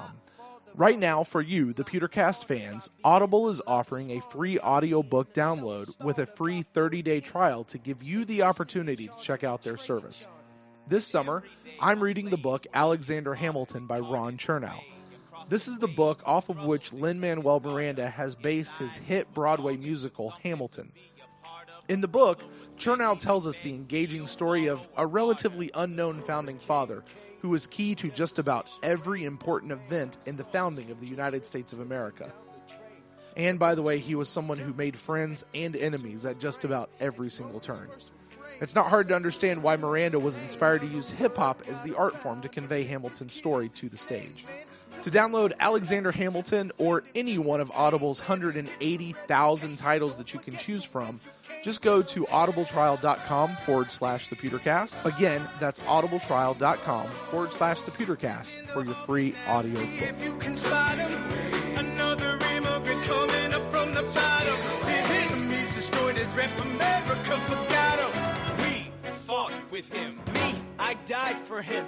Me, I trusted him. Me, I loved him. And me, I'm the damn fool that shot him. There's a million things I haven't done, but just to obey. What's your name, man? Alexander Hamilton. Welcome back to the Pewtercast. You're listening to episode 39, The Most Important Buccaneers. For today's top three, we thought we'd turn our attention to this new indoor training facility that's being built. And we're going to talk about the top three things that we would like to add to the training facility if money was no object. So, Jay, we're going to start with you. What criteria were you using when you were thinking about your list, and what is your number three pick? All right. Well, I have to be honest. The first thing that went through my mind was, holy crap, I have no idea what to say when it comes to this segment. I'm thinking like high-tech training equipment for the players and all this kind of stuff. And I talked to Ren on Twitter. We were messaging back and forth, and he was like, you know what? Just go with it. Just have fun with it. If money was no object, what would you do? Whether it's for the players, whether it's for the fans, whatever it is. So my number three is for the fans, by the way, just so you know in advance. I'm thinking about the viewing experience of the Buccaneer fans when they come to training camp, when they come to watch what's going on. And I thought about, well, we could do like the whole Barca Lounger recliner kind of seating for the fans, but no, I'm thinking about the heat. I'm thinking about all the things that come into play. And my decision is an indoor swimming pool seating section for the fans. That's what I've decided to go with for my number three. It's an indoor swimming pool seating section for the fans where you are literally treading water, kind of hanging out in the cool pool, watching the practice. Are you sure? You sure you remember we're in Tampa, not Jacksonville, right?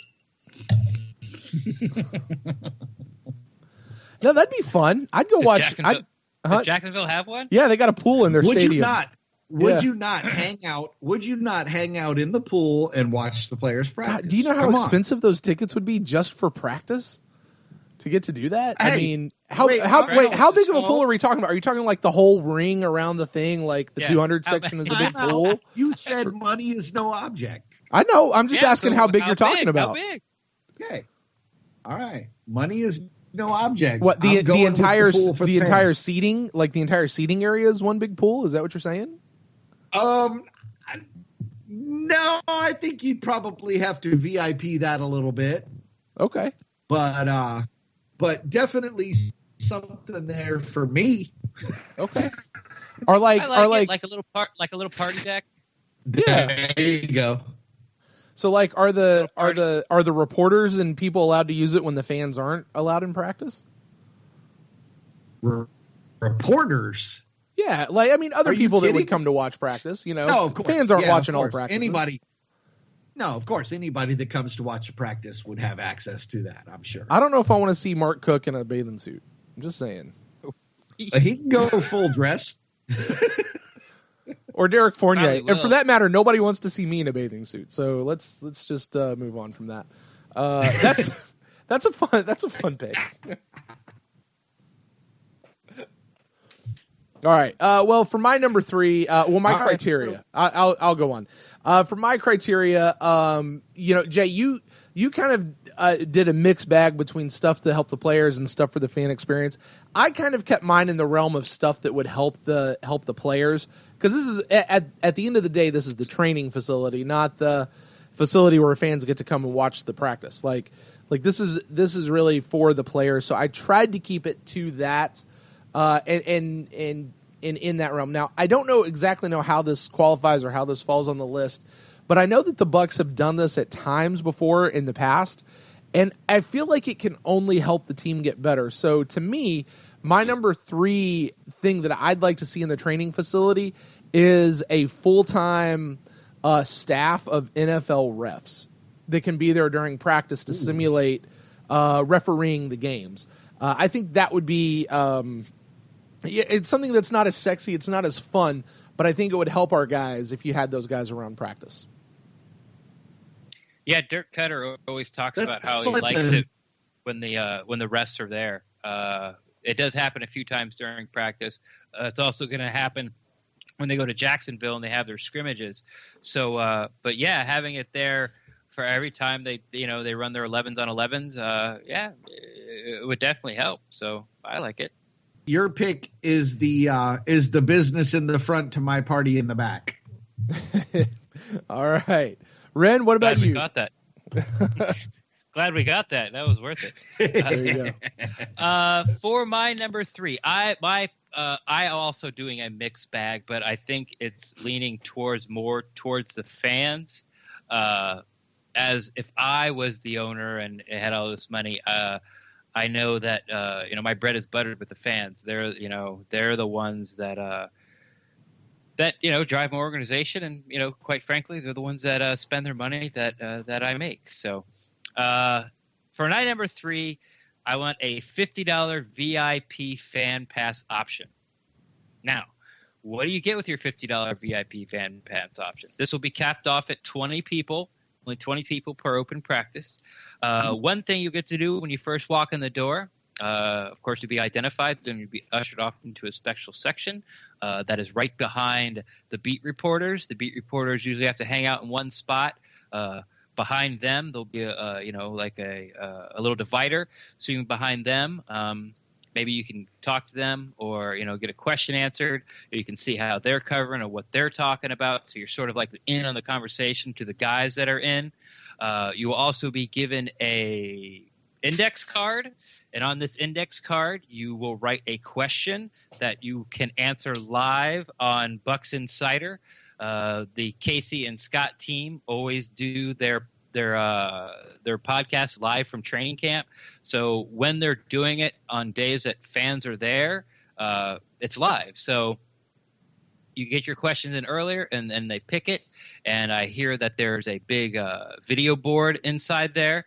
So they put your face up on the video board, and you got your microphone, and you get to answer your question to Casey and Scott. And then they pop up and they answer it live as they're doing their podcast.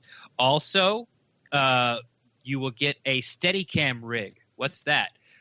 You guys seen these things that kind of like make your wrist almost immobile, and it hooks around and goes up your forearm, kind of like an old school wrist rocket, but you clip your cell phone in there, and it steadies your cell phone to take video. Uh-huh. So part of this $20 experience, the Bucs will give you one of those. So any video you want to take of the practice, it'll actually come out steady, and you get a nice shots and nice pictures. You can sort of play cameraman for the day. Also, after practice, all the pressers, the on-field interviews, will have to be taken right in front of where you're standing or sitting, that little barrier area. So you get to hear the question, the reporters ask the questions, you get to, the players and the coaches answer the questions. So you sort of get the inside scoop on what's going on for that day and what the reporters want to talk about. And then while you're watching practice, this is only one of the few times during the year that all the Buccaneer scouts are actually at one Buc. It's during training camp, and of course it's during draft time. So Buccaneer scouts would sit there with next to the people that paid the money, sort of over by the reporters, but you can have like a Q&A with some of the Buccaneers scouts about what they look for, what locations do they do, who's in charge of scouting the CFL and the Arena Football Leagues. And so any question you ever had with scouts about what their job and their hours are, or what they look for, or what the Bucs are looking for, or hey, who was the best guy that you ever scouted that the Bucs picked? Who's your guys? Did you get Marpet in here? Did you get OJ Howard in here? Were you on Donovan Smith? So that would be my number 3, a $50 fan VIP pass. I like that a lot. In fact, I like it so much it was almost identical to my number 2. Yes. Stole it. My number 2, I was actually referring to it as a podcast pass, though. Okay. Yes, I like this one. Different. I like this one. A little bit different, but the idea is that you and it wasn't necessarily a paid in kind of a thing. It was more of a hand of God, you have been elected kind of a thing. I don't know exactly how they would be chosen, but the idea was that, because I don't know if you guys are aware of this. I know you guys have an incredibly successful podcast about the Bucs, but there are a shit ton of podcasts out there about the Bucs. And so my thought was kind of take any one of these and just kind of give them the full media experience, not just have them standing or sitting near the media, the official Bucs media, but actually. The guy's trying to one-up me on my podcast. All right.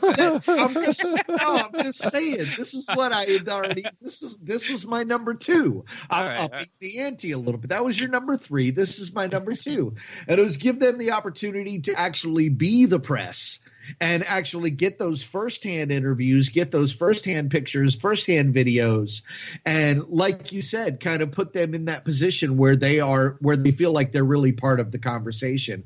And this is for anyone who has any style. I mean, there's podcasts, there's video podcasts, there's Skype, there's a million different ways to run a podcast right now. So this is basically for anybody who claims to be a Bucs fan, to be able to kind of take that next step up and feel like they are part of the official media and really kind of get in there and get the firsthand knowledge that those guys get.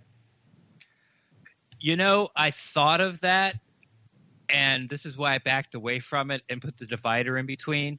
One, I think Dirk Cutter would probably punch somebody in the face the first stupid question he gets. Well, and like you said, the full media experience, Grant. It's the minute they say Brian Anger is their number 10, he's going to knock somebody the fuck out. So I was listening to this podcast, and this guy said with 10 protected players, and it was Brian Anger. What do you think? Like Dirk Cutter, like he doesn't give a crap about the special teams. That's one thing I've learned about the guy. It's like, what, punt returner? Catch the ball. That's it. That's all. Get off the field. My offense is coming on. I don't care if you get any yards or not. Just don't fumble the ball. That's all he cares about. But it was basically the sort of all the dumb. No offense to listeners and Buccaneers fans, but the reporters were there all the time, and you could see when people ask Dirk Cutter dumb questions. You could see it in his face, and he kind of just gives like a very glib answer. So imagine 8, 9, 10 times a practice. Or I should say 8. Yeah, because that's how many times they let the fans in around there. That you have to go through this. I just don't want it. I just don't want a distraction for the coaches, the players, and the team to have to sort of go through that, because in the end they're trying to win football games. This might sound a little mean. This isn't the circus, you don't bring people from the crowd to fly on the trapeze. It's just going to be a disaster. So I thought about it. I just backed away from it just because of all sort of like, I don't think anybody on the Bucs staff would really want to do it. Yeah, I can understand that. I was still just kind of, like I said, all about the fans and giving them that opportunity. No, I like it. I just thought it through. Oh, so I did.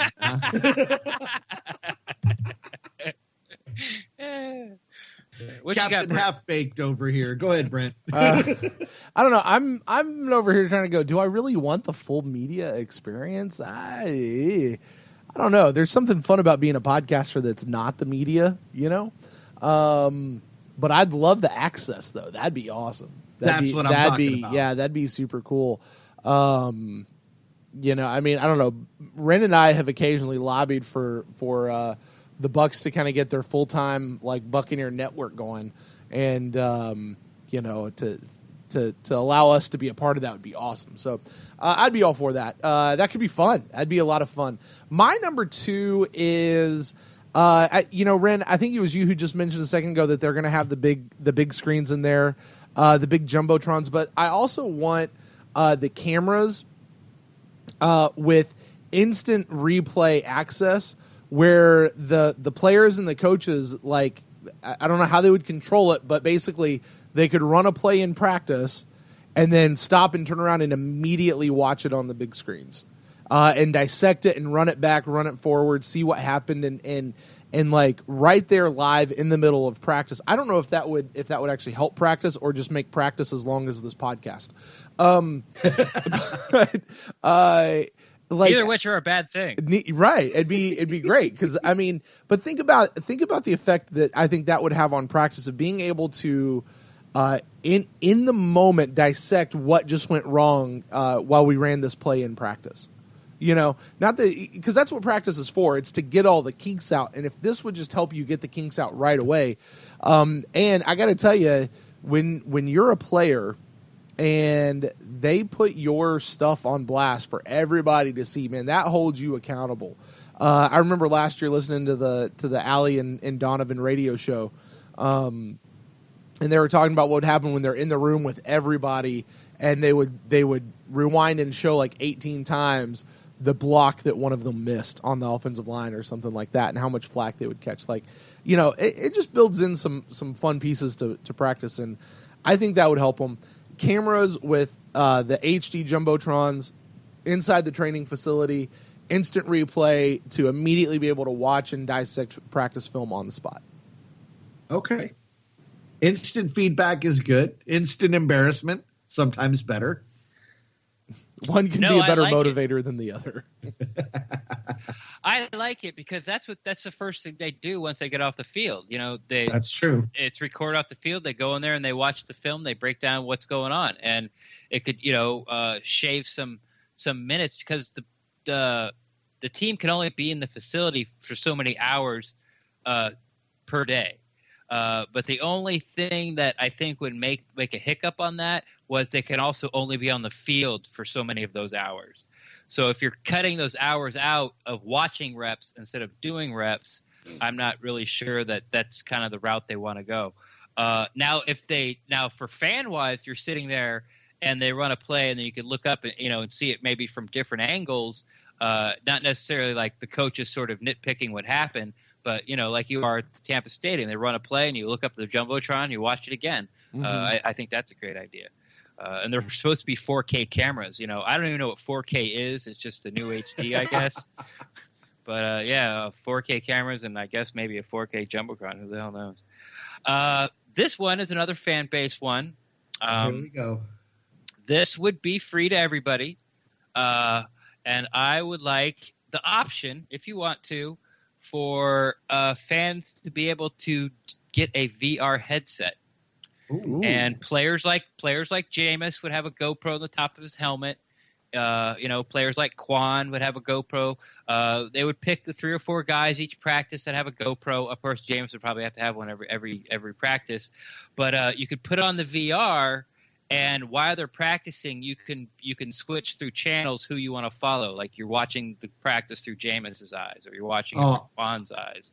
I absolutely love that idea. Yeah, well, thank you very much. So that's my number 2. I think it'd be a lot of fun for the fans, and you know, money's no object. Let's buy 3,500 VR machines. I like it. There you go.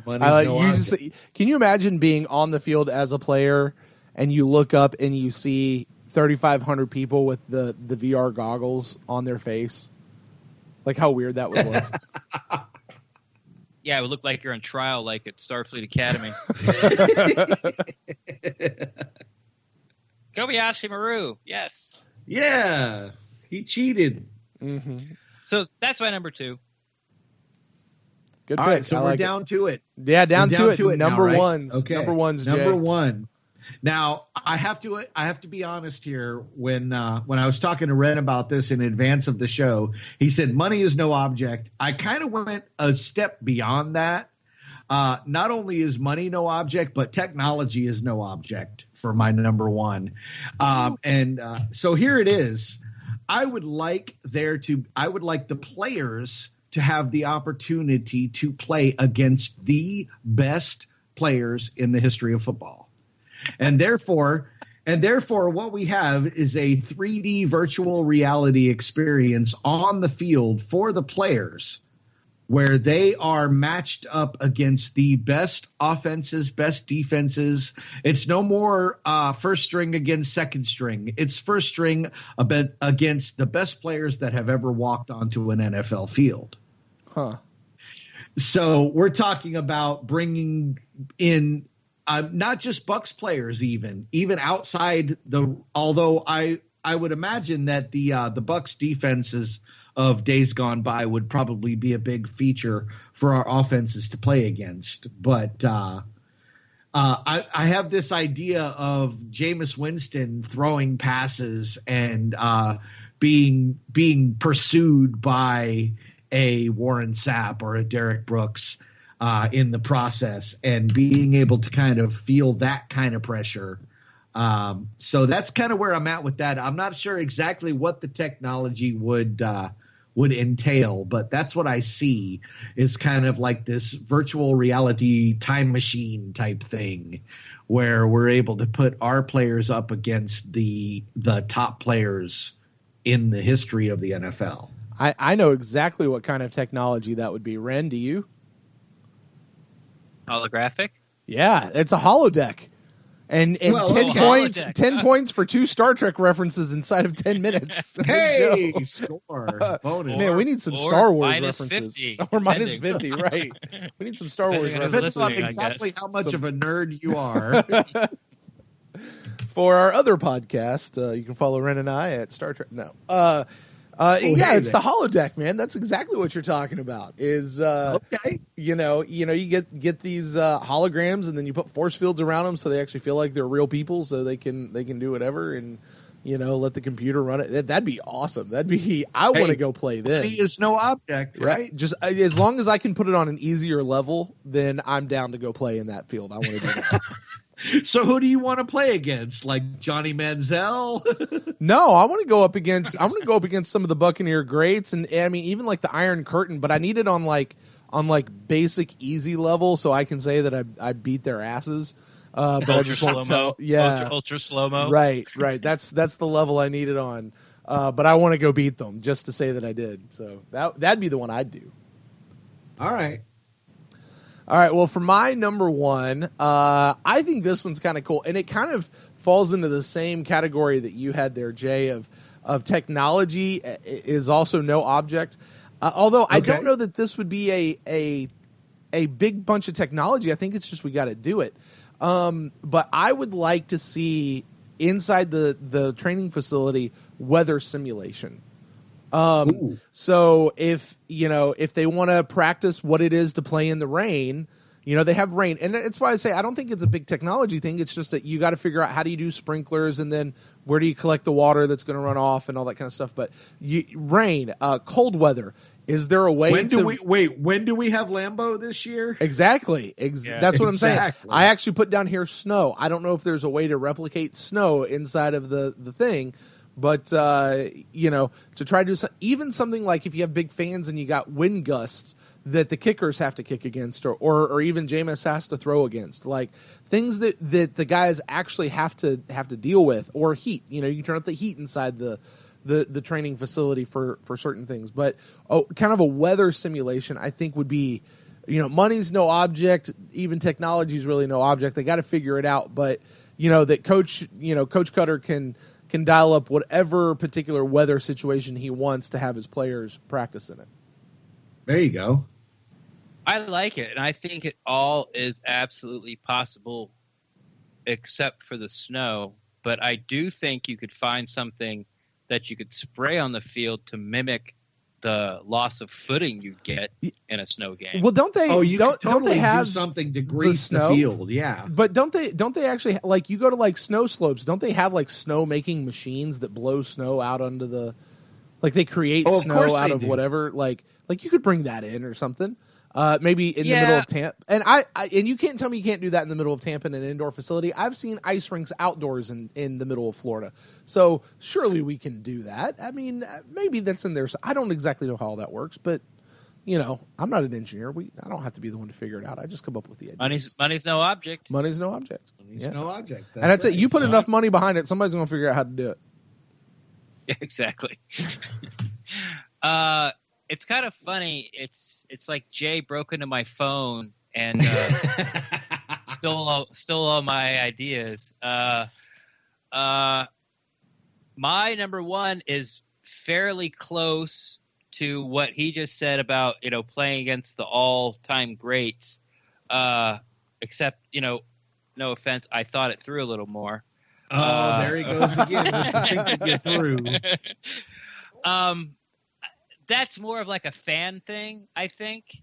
It's not really going to help Jameis Winston, getting the pass rush from the 78 Steelers. Remember a few years ago, it could be up to 10 years now, when Snoop Dogg had a concert and they put that Tupac hologram up on stage. Everybody went crazy. Right. Because it looked just like him. Yeah. I want to do the same thing, but I want to do it with film integrated with holograms of their next opponent. So Jameis lines up with his 11 players, and on the other side is actually, we'll say, week one opponents, actually Dolphins holograms. We can't use week one because you haven't seen any film yet. So we'll say it's week 2 Chicago. We've already played week 1. Chicago's played a week. And so the looks are the same. They can make the line calls. And then when they hike the ball, when the way the players move and react and how fast they get to their spots, the offensive lineman can see the guys, how actually, what kind of moves they use. Like, are they a rip guy? Are they a club guy? Are they an inside guy? And then defense-wise, this is pretty much going to help the cornerbacks mostly. Imagine going against all week covering we played the Giants, covering Odell Beckham Jr.'s hologram. This is exactly how fast he runs on a 10-out, a 10-out dig.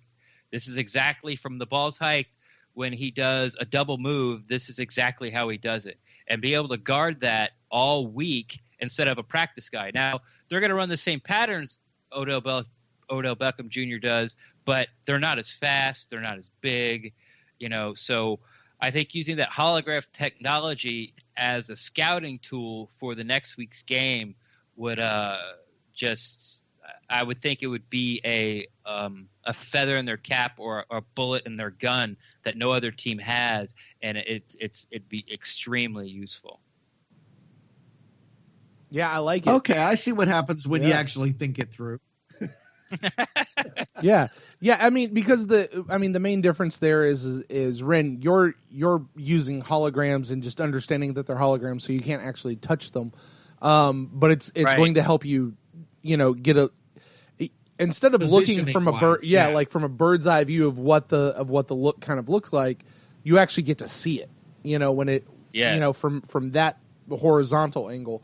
Versus what Jay was talking about was, no, we're actually going to go fight them and play with them, which means you've then got to be able to touch them, interact with them, and move them and push them. So, I like it. I feel like Ren's is a stepping stone to get to Jay's. Oh, for sure. For sure. Yeah, so he's low tech, I'm high tech. All right, guys. Well, hey, real quick, Jay and Ren, I'll tell you guys, I don't have any because honestly, I've been moving this whole week and weekend, and I just haven't had time to think of any more. But did you have any honorable mentions that maybe didn't quite make your list you wanted to shout out there just real quick? As far as from the top 3? Yeah. Anything that maybe was a number 4 or 5 or 6 or anything that didn't make your list? that you want to talk not about? on that one. No, Okay. not so much. All right. Yeah, Ren? that may be my fault. I didn't really let him know that that you could have more than 3, and we did honorable mentions. That might be my fault. I do have one. I've let the cat out of the bag on a couple of them, and they're like little small ones, but this one I like a lot. Outside, let's just stick with the Star Trek references. We'll call it the Lido deck on the outside of the indoor facility.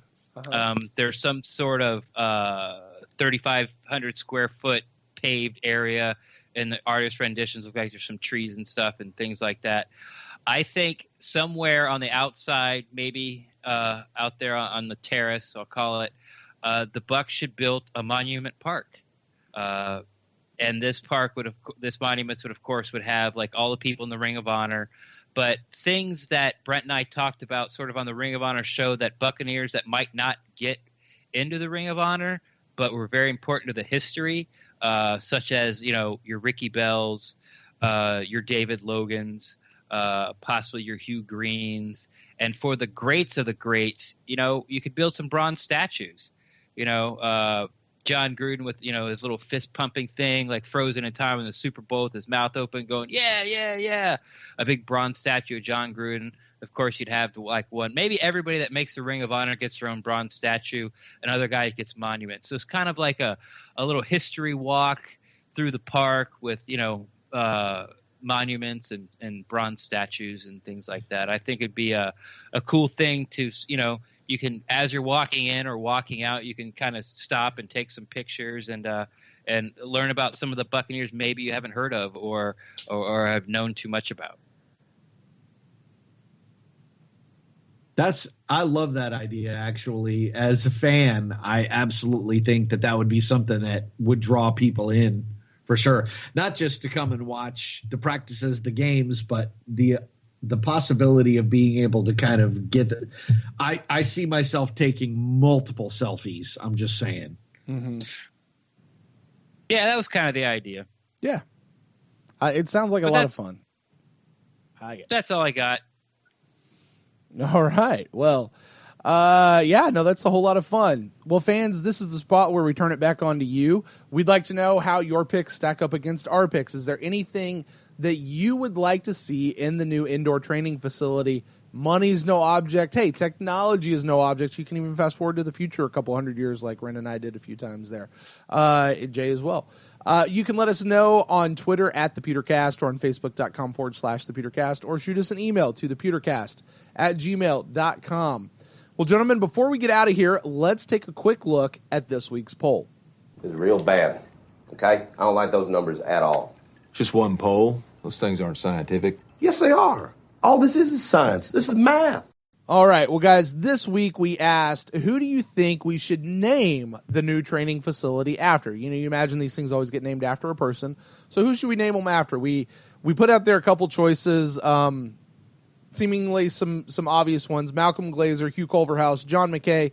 And because Twitter only allows us 4, we had to use D to say reply with your own response, kind of breaking a new rule that Ren and I have set up. But before we talk about the answer, Jay and Ren, what do you guys think? Who should we name the practice facility for? Any of these guys or somebody else you might think of? Go ahead. I had the honor, the extreme honor, in my opinion, of meeting and talking to very briefly and getting an autograph from Malcolm Glazer, and he'd be my pick, 100%, absolutely, no question.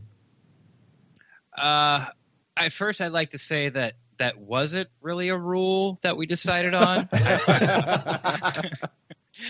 I brought it up, and it was kind of poo-pooed on, to be honest with you, by Brent, saying that I was trying to change everything.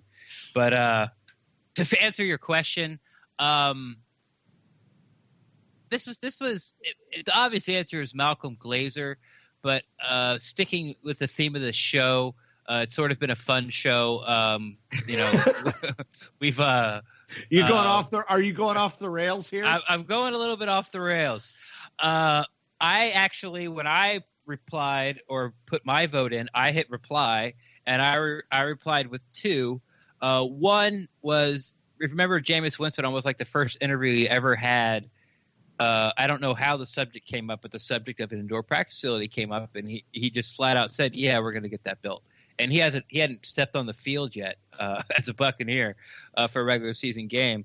So I thought maybe it'd be kind of funny to call it the house that Jameis built.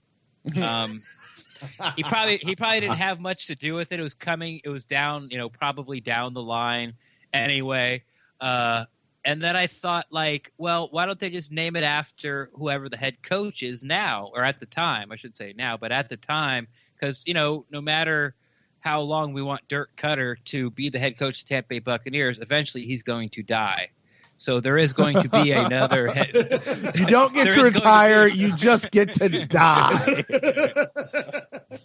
There is going to be, probably unless NFL folds or the Tampa Bay Buccaneers move, there's going to be a new Buccaneers head coach eventually. No! And I thought it's going to happen, I promise. So I thought that maybe the head coach get to name it. And so my, I guess, idea for that was calling it Dirk's Dome. Not Cutter's Playhouse. That was a whole lot of build up for a very little letdown right there at the end. Dirk's Dome 2.0. Dirk's Dome. There you go. That makes it 100% better. Thank you. That's funny. A couple of the tweet in responses. Well, here, let me go ahead and do this first. As far as winning the poll, obviously Malcolm Glazer ran away with this one at 75% of the vote. 15% came in with reply with your own choice. I'm going to read a couple of those out. 8% said John McKay, and just 2% said Hugh Culverhouse, which means at least one person voted for Hugh Culverhouse. That said, I did like a couple of the ones that we got back. People actually responded to us this time, Ren, which was really cool. We had James Razor said, my favorite part of this poll is that no one voted for Hugh. He obviously got that one before that one person snuck in. But that one's funny. Let's hear. Ren said House of Jameis built or Dirk's Dome. Let's see here. Adam Olson says Rondé Barber. That'd be kind of fun. Let's name it after a Rondé Barber. I don't know that I'd name The Barber Shop. Yeah, Oh, there you go. The Barber Shop. That's fun. Selman off the edge. He said number 63, Selman, sir. I like him. He always ends all of his tweets in sir. Let's hear. Johnny Mays says Chucky. And Mark, just Mark, says Buccaneer Bruce. We should name it after Buccaneer Bruce. Bucko Bruce. Yeah. And then our friend Marta, Marta said, JT Olson said Leroy as well. Marta tweeted me back and said, I think that McKay, M-C-C-A-Y, should be spelled McKay, M-C-K-A-Y. To which that one was liked 7 times, retweeted a couple of times. God bless Twitter. People love to point out those mistakes, don't they? Yeah, they do. So thank you for pointing that out, Marta. I very much appreciate that. In my I have no defense. I was typing very fastly. Come on. I have no defense. You got to give it. You do too. You just moved 3 states, and your whole entire studio was in a box like 4 hours ago. It was. I was begging God Almighty to find my soundboard and my mics so I could freaking do this podcast tonight. So I kind of Doc Browned it at the end. The end of Back to the Future, where he grabs this cable and grabs that cable, and as lightning's coming down, he clicks them together. It's what it felt like for me getting this set up and running tonight, just to get on with you guys. So, all right, guys. Well, that is going to do it for this segment. And Jay, that's going to do it for you on this episode, man. Thanks so much for coming on the show and hanging out with us for a couple hours and being a guest here, man. You've added so much to this show tonight. Well, thank you guys so much for giving me the chance. I really appreciate it. Like I said before, it takes a lot at this time of the year to keep doing something that keeps the fans listening. And you guys have upped the level of creativity, and I really appreciate it, and I appreciate the chance to be here. Yeah, thanks. Yeah, man. Thanks. Yeah, go ahead, Ren. Go ahead. No, I was just gotta thank you for coming on. You were awesome. We love to laugh on this show, and you fit right in with us. You did your homework. Like, this guy DM'd me, Brent, Jesus. I don't wanna make it seem like it was too much, but I mean, it was like, he's like, what about this? He asked me about the mic. And then, it was a couple of questions exactly what we were doing with the top 10. Then there was a couple of questions exactly what we were doing with the 3. And he was all about it. He's like, yeah, I already started my list. I got my defense going. He was ready to come and he brought it. And thank you for doing the lead work and taking it seriously and coming on and having a lot of fun with us. It was probably one of my favorite shows, and I'd have to go back and look at them all. But it's one of my top 3 favorite shows, and it's a lot of it has to do. That's so cool. There you go. I absolutely love that. I appreciate that so much, and thank you guys again for the opportunity. Very good. Well, Jay, do you want to let people know before you get out of here if they want to get in contact with you, maybe where they can find you on the internet or how they can bump into you out there in Buckaholics world? I will tell you the same thing that I told Eugene when I was on his show, and that is simply this. If you follow me on Twitter or on Facebook, you're going to get bored to tears. So just follow Buckaholics. Just look for Buckaholics on Facebook, look for Buckaholics on Twitter. And one more shout out, one more reminder that we are planning on a huge invasion in Arizona in October. So if you have any plans to come to that game in October, please make sure that you do come check us out. Come find our tailgate and wear your orange. And if you're not planning on coming to Arizona in October, then change your plans and come to Arizona in October because you're not gonna want to miss this one. Well, that sounds really great. So, Bucs fans, you heard it. If you're getting out there, get to that Arizona game, wear your orange or get some orange. You got plenty of time to do so. And, guys, that's going to do it for JJ. Thanks once again for being here with us. Guys, coming up next is going to be our favorite new segment that we have on the show, although I don't know if we're going to top these last couple ones here, Ren, but it'll be our fan interaction segment where we'll take your emails, comments, and questions. You guys stay with us. We'll be right back.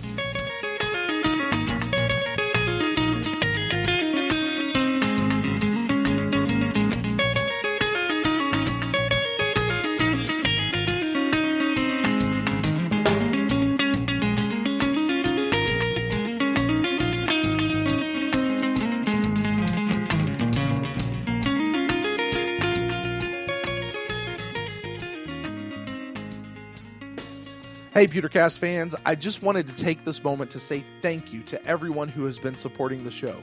Whether you've taken the time to leave us an iTunes review, which helps new listeners find us, or you've sent us an email, you've tweeted us, or left us a comment on Facebook, we love interacting with you, our listeners. Or perhaps you've gone the extra step in helping the show out financially by leaving a one-time donation at paypal.me/thepewtercast. Every dollar goes back into making this show the best possible Buccaneers podcast out there. So in whatever way you've chosen to support the show, thank you from the bottom of our hearts.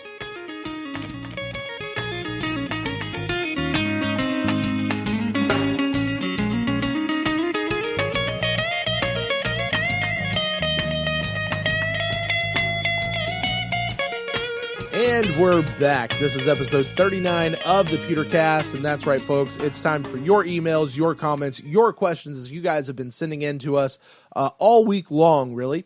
And Ren, today to kick off this segment, we've got a brand new iTunes review. So why don't we go over there and take a look at what we have there. This one is from another Emma. This is a 5-star review, which is very cool. And Emma says, I'm a longtime Bay Area resident that has been transplanted to the Big Apple. So finding in-depth Buccaneers coverage has been a struggle, to say the least. Then I found the Pewtercast. Their longer episodes makes my commute feel like it takes half the time. Also, the chemistry between Brent and Bren I find charming and fun. Aw. Thank you so much, Pewtercast, for perfectly filling my Bucs fix. 5 stars, Bucs fan, and enemy land. Emma, go Bucs. Well, Emma, thank you so much for that review. That's very fun. Ren, we are charming and fun. What a beautifully written comment or review. Thanks a lot, Emma. I like that. Yeah, I mean, you know, ladies listen to Buccaneers football. It's good to know that we're not repulsive, I guess. Not over the airwaves where they can't see us. Yeah, well, Face for radio. There you go. Both of us got faces for radio. There you go. But iTunes reviews are always, for some reason you always say it's so it's easier to find us. Mm-hmm. But it seems that any podcast you listen to, everyone's banging on the drum for iTunes reviews. So right. Those are always our favorite, and 5 stars always help. Sure. And so thank you very much. Keep listening, and we'll keep filling that fix for you. Yeah, definitely. Thanks so much. Ren, it does have me wondering. I wonder what our male to female listenership listenership is, like what that ratio is. I'm just curious, and I don't know that there's any way to really know that. I would assume it's heavily slanted towards the men, just because you assume that men tend to listen to football stuff probably more often than women. But I've never really thought about what that ratio might be. I'd be interested to know if where that you can is. Find out. Yeah. I mean, I'm with you. I think it's heavily skewed towards the male way. Every person that I can find on Twitter that talks about Buccaneers football, I follow. Probably about 80% end up following me back, which is always really nice. Thank you. But there's probably maybe a handful, mm-hmm. maybe 6, 7 ladies that regularly tweet in my people that I follow about the Buccaneers. Yep. And then the rest, it's all guys. And I'm following probably just over 1,000 people. Yeah. And probably 90% of that is Bucs fans. So I'm following like 900 people. Well, that's probably not fair. I would say I'm probably following about 700 Bucs fans or people that write about the Bucs related Twitter accounts, let's say. Mm-hmm. And only about 5 of them I see that are regular tweeters of Buccaneer football. But that doesn't mean they don't listen, Right. Right. And maybe I just haven't found them yet. It's like, needle in the haystack type of deal. But I would. That'd be cool to find out. But I don't know how it's going to happen. So now, Ren, I've got a burning question. So you said about 1,000 people, 700 are Bucs fans. That other 300. What is that, like former boy band celebrities that you're following there, or what do you think consists of that? Is this going to be the Mark Cook bashing? No, we do know Mark Cook part? follows former boy bands because he was out there watching what was that, Backstreet Boys or something? His BFF Nick Carter. Yeah, Nick Carter. Yeah. He actually put on Facebook like a picture of. He took a screenshot of text back and forth or direct messages right. back and forth and put them on Facebook in case anybody thought I was lying. Like, no one thought you were lying. And by the way, no one cares either. But so he's out in Vegas getting his Nick Carter fix. No, most of it's football related, but it's like people I follow for the draft. It's people I follow, weekly columns, Peter King. I follow every football team's Twitter account. That way I can get things that are official that mm-hmm. other, I don't follow the beat reporter for the Chargers. All I do is follow the Chargers. Now I might get the information, 24 hours late, but I don't care enough about the Chargers to, know who was cut, 10 minutes right after it happened. Right. So that's mostly what makes up, the other 200-300 of my people that I follow on Twitter. I don't follow any celebrities. I don't follow any musicians. I don't follow any of that stuff. And that's just, like I'm not a reality TV watcher. My girl, she watches worse TV than anybody I know. It's all, Real Housewives of whatever, name them. And she watches like Below Deck, which is like, like a reality show on a yacht about, people that work on a yacht in the Caribbean and just, everything that's reality based she watches. That and Supernatural. Supernatural I can stomach. It's actually a pretty good show. I'm pretty sure that 95% of our listeners' eyes just glazed over as you were saying that. Because mine just did. I was like, oh. What just happened? Real. What just happened? Why is he talking about his girlfriend? But I'm sure Mark Cook's a reality TV watcher too. I don't know why I brought that up. That's fake news. But yeah, so I don't even know where have we gone, where have we started, what was the question? Hey, let's go over to Podbean. Let's look at a couple comments we had left for us on Podbean. We'll just move on. Let's see here on Podbean. W. O'Connor left us a comment on Podbean. I want to say whoever you are. W. O'Connor. W. O'Connor. Yeah, it might be your brother. OCONNOR. Yeah. Capital C. Yeah, capital C. Wow. Yeah, there you go. Yeah, it might be your long lost non-internet relative there. But left us a comment on Podbean, and W. O'Connor, I just want to say thank you so much for that. We left your response there on Podbean, so I'm not going to retread that here, but I did want to make sure that I gave you a shout out and said thanks so much for the comment and for the support. You rock. You're awesome. Had another Podbean comment. Now, honestly, Ren, this next person has left several comments, and they're all like real short. They're like, "Hey, great show, guys! You guys rock! You guys are amazing." Several comments over several episodes, but the name has kind of thrown me for a loop, which is why I've not brought it up yet before. There goes my question. Yeah, the name is Phones for Dollars. Which I hear something like that, and to me, I think it's like that. It's just a bot, somebody who's trying to get you to follow them back so they can sell you something. But I started looking. This person also follows several other Tampa Bay Buccaneer podcasts. Doesn't look like they follow others, so I'm wondering if maybe this is a real person. So I just wanted to give that person a shout out if you're a real person. To say thanks for following the show and thank you for your comments. Thank you for the multiple comments. Please keep them coming. And in case you are a bot, I'm still going to say thank you because I tell you, Ren, when the machines take over, I still want to be their friend. There you go. Yes, we have secured our station in Android Takeoverville town.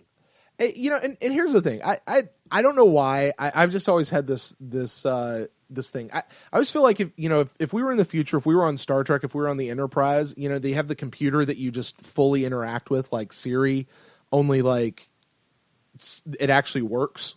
The voice recognition actually works. I've got to believe that, like, if I went up to a replicator and I said, "Hey, let me get a steak, ribeye steak, mid-well," and it came out, I'd probably look at the thing and say, "Thank you." I might say, please and thank you. Like, I just think I would probably be doing that to the computer no matter what. Well, there's two things wrong with that. One, you just ordered a mid-well steak. Now, I don't even want to get into it with you. Obviously, it's a personal preference. Everyone who's listening to this podcast knows you're wrong. Steak should be medium rare and no higher. There are a few exceptions. There are a few exceptions depending on the cut and type, but yeah, that's pretty much status quo. I'm sorry you feel that way. Little too red for my taste. Well, apparently you don't have any. Apparently you don't have any taste buds, or you wouldn't order it medium well because then there's no flavor left. Even with a ribeye, you could possibly get away with. Well, I don't understand. Okay, I'm just leaving that alone. Please and thank you, replicator, medium rare. But I guess there's really not a second thing wrong with that. I would probably do the same thing. Talk about eyes glazing over. Right. We're going to change this last segment to eyes glazing over segment, not the fan segment. But I'd probably do the same thing too, just so I can get out of habit with probably actual human beings, so I wouldn't be just barking orders at everybody all day long. Right. Well, why don't we, as eyes unglazed, let's jump over to a couple emails that we got. This one comes in from Todd Taylor. Hey, Todd. This one came in after our last episode went out. Said, "Hey, guys, you have a great podcast. I have a couple of clarifications and additional info relating to some of your recent podcasts." This guy's going back to several podcasts ago. He says, number one, I live in, he numbered these. These are enumerated, Ren. All right, here we go. He says, number one, I live in Colorado, and the name of the CU quarterback that we signed is Cepho. Exactly. Yes. Lufau Cepho. His name rhymes with Jeffo Blue Cow. Okay. So Cepho Lufau is his name. Is he still on the roster, or is he the one that we cut?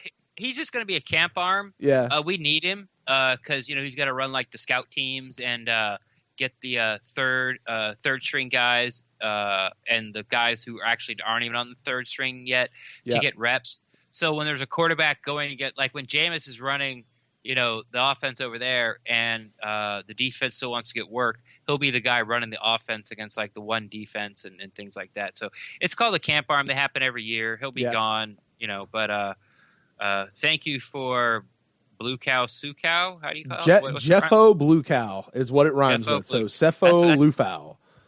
I'm calling him Jeffo Blue Cow. Jeffo Blue Cow. Let's change the jersey name to Blue Cow. That'd be funny. There you go. Actually, we shouldn't do that. He took the time to, write an email in it, and No, I'm talking about Colorado. Changing the dude on the uniform. I'd change his name to Blue Cow. Let's change his uniform.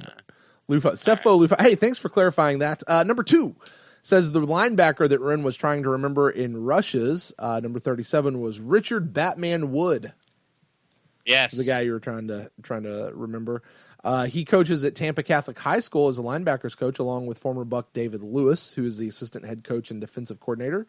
Parnell Dickerson was our 7th round draft pick in 1976, also used to coach there as well. So a little bit of fun trivia for you there. Number 3, James Wilder, your pick for the next person who should be up in the Ring of Honor, Ren, still holds the NFL record for the most touches in a season. Rushes and catches with 492. Still holds that. And number 4, this is his final one. It says, if you want to learn more about the Bucs' early history, read this book. It's really very good and very educational. And he's got a picture of the Yucks by Jason Vuick. He says, keep up the good work. Todd Taylor. Todd, thank you so much for sending that in. And all that's very fun. The Yucks. That is actually a book. If you guys have listened, we've been on our Audible thing. I've been talking about how this summer I've been reading Hamilton. I've actually pushed pause on that, and I've been reading the Yucks on Audible. It's a very humorous book. I got to tell you, Ren, have you been reading it at all? Oddly, my copy came in the mail yesterday. And I got through like the first 30, 40 pages of it today, right before I put it down to come put the headphones on and talk with you. Yeah. And it is so far, it's a really fun read. There are things that I learned in the first 20 pages that I had no idea about the early days of the Buccaneers, such as, spoiler alert, Hugh Culverhouse tried to buy the Rams. Yeah. And so, but if he would have got the Rams, possibly there might have never been the Buccaneers, because he was the first owner of the Tampa Bay Buccaneers. Mm-hmm. So it is a very interesting read about and how like his Ram sale didn't go through and what happened sort of behind the scenes and how he got upset and sued the NFL about it. So yeah, it's a really good read, especially if any Bucs fan. It's definitely a page turner. I'm recommending it. 40 pages in, that is. Yeah, and it's very interesting that he should do that, because another email that we got earlier this week was from Jason Vuick, the author of the Yucks. And turns out, Ren, and we usually don't do this, but I'm go ahead and promote this. We're going to have Jason Vuick on a future episode here of the Pewtercast talking about his book, The Yucks. So that's something we get to look forward to. Yeah, that's going to be Brent broke that to me privately, kind of like Art Cook, Nick Carter type of way. He texted me and let me know that he booked that, and I was super excited. I went and started doing research on him right away, and I the next day, that's when I ordered the book on Amazon. Yeah. And it came here yesterday, and I'm stoked about it. I can't wait to do the research. The stories this guy's going to have about this football team in its early days are going to be great. I think I'm really happy and proud's not the right word, but I guess it is. I think it's a great guest for this off season type of, I call it the dark side of the moon. You call it the dark days of football. This is like the perfect guest for this time of year. Yeah. And I'm really excited about it. Yeah, super excited, super excited for this guest coming up. So, hey guys, listen, get the book if you haven't yet. This is one of the very few books about our beloved Buccaneers. So we want to make sure that as a fan base, we're supporting that and we're helping to drive those sales. I would suggest go to Amazon, pick up a hard copy of the book. Also, if you're like me and you don't really read a whole lot or you don't have time to sit down and read, Audible is kind of your thing. You listen to podcasts, so listen to audiobooks makes a whole lot of sense. If you're not on Audible, you can sign in, go to audibletrial.com/thepewtercast, and your very first book, which could be the Yucks, could be free. You just sign up there. That'll help kick back a little bit to the show. Doesn't cost you anything extra. But more than that, it will help support his book. Kind of like we talk about iTunes reviews helps drive us up and helps other people find us. The more sales that this book has, it'll drive it up and get those stories out there. It's part of our history. It's something to be embraced. And it's really well written. It's a lot of fun. So I can't wait to get to talk to Jason here very, very shortly. So that's fun. Thanks, Todd, for sending that in. Super great. And you'll probably be stoked to hear that episode coming up here in a few minutes or in a few weeks, a few minutes. Yeah. We're not talking to him tonight. We'll get an email like in 2 days, like, so when exactly is that coming up? Right. Yeah. It'll be really excited. It'll be really excited. It'll be few. All right. Another email from Javier Suarez. I think this might be our Javier down in Panama. Yeah, Panama. I think that's the same guy. So here's what he says. Good evening, gentlemen and fellow Bucs fans. A few questions for you to choose from. Feel free to pick as you please. Let's just go. He also enumerated. Number one, he says, do you see the Buccaneers announcing them wearing the original pewter uniforms? In my opinion, the best uniforms we've ever had for Mr. Glazer's enshrinement into the Ring of Honors. We last wore them in 2013, and it'd be nice to see them again just for this game since we shared a great amount of success under those uniforms with Mr. Glazer at the helm. What do you think? You think we might do a throwback jersey that's not quite creamsicle, but is more of those original pewter uniforms, Brent? I don't remember us having a pewter uniform. I think he just means the. He means like the Derek Brooks. Yeah. Buccaneers? I think that's probably what he's talking about. Yeah. I would like to see that. I think that would be really cool if like our throwbacks where if we had a throwback game, where it was sort of a nod to the early Malcolm Glazer years, when he was still with us. The pants were a little darker and the red was maybe a little darker as well, but at least you'd be able to read the numbers, which is one thing right. I've had a huge problem with these new uniforms. From the side, you can't tell if it's 6, 8, 9, 7, 4, 5, 3. You can't tell any what the numbers are till you almost see them straight on. I'd like to see it. I think it'd be cool. Do I think it will happen? I think someday it will. This year, I'm not going to bet on it, but I think someday, with the more fans get out there on Twitter and stuff, and ask for things. The Glazers are, they listen to the fans on some aspects. So maybe this, catches their eye and it happens. Yeah, I agree. I think I don't know that we're going to do it this year. I don't know that that's even on the Buccaneers' radar to do that for that game. It might be. I hope it is. I think it's a great idea. And one of the great things about this is, there's that rule that they're, even with throwback games, they're not allowed to change their helmet. Like they still have to have the same helmet. Our current helmet could work with those uniforms and not look too bad. So that's another thing to think about in going backwards towards that. So it should be an interesting idea. I think it's a great idea. His next question, let's move on. Number 2 says, regarding contract extensions, do you think we sign Mike Evans to a long-term contract before, during, or after the season? What do you think? I think it happens in training camp. Oh, this year? You think we're going to sign a contract extension this year in training camp? Yeah, we've talked about it. And my reasons were the sooner you signed him, the cheaper you get him for. Yeah. You want to sort of get him before, Odell Beckham Jr. signs his contract, right? That type of deal. And if you let him play out this year, and then I think this is his 4th year, right? Yeah, this is his 4th year. His 4th year. you let him play out this year, then the season we're expecting him to have, it's just going to drive his price up. So I fully expect that during training camp, when they come back after these dark days of football, before the season starts, Mike Evans will have an extension. Interesting. I think that'd be a good idea. I don't know that we're going to do that though. And well, Mike Evans, you eat your steaks medium well, so yeah, shut it. right. But I don't know. Just looking at the way Jason does things, plus aside from just a cheap thing, I think Jason's he's going to want to pay Mike Evans. Mike Evans came out, I think it was this week, and said he hopes to spend the rest of his career in Tampa.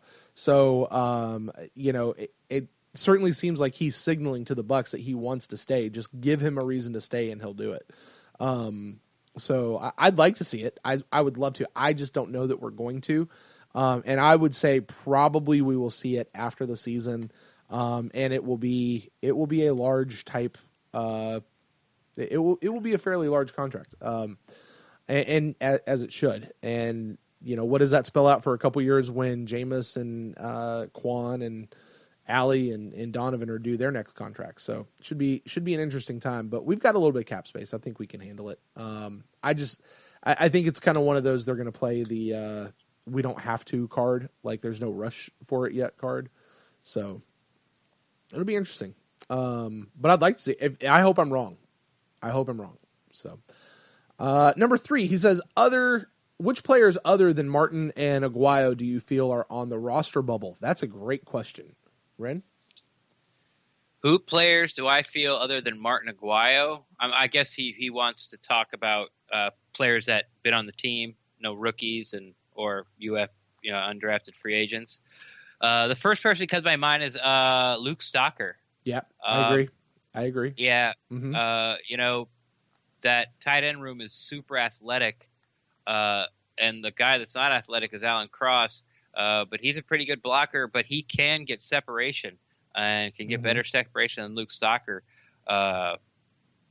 can. I've said it before. The only thing I think that might keep Luke Stocker around is his experience, because Cameron Brate would be the old man of the room, starting mm-hmm. year 3 is it? Year right. 3, and a brand new position coach. He was a generic assistant coach last year, who was with the tight ends, but he wasn't the tight ends coach. So he'll be the boss in the room this year. First time he'll be boss in the room ever. So we'll see. Let me think off the top of my head who else could possibly be cut. Bond, the linebacker. Mm-hmm. I always get his name mixed up if it's Levante or Devontae. Devontae. Is it Devontae? Devontae Bond. Yeah. Yeah, and you're Levante right. David. Yeah.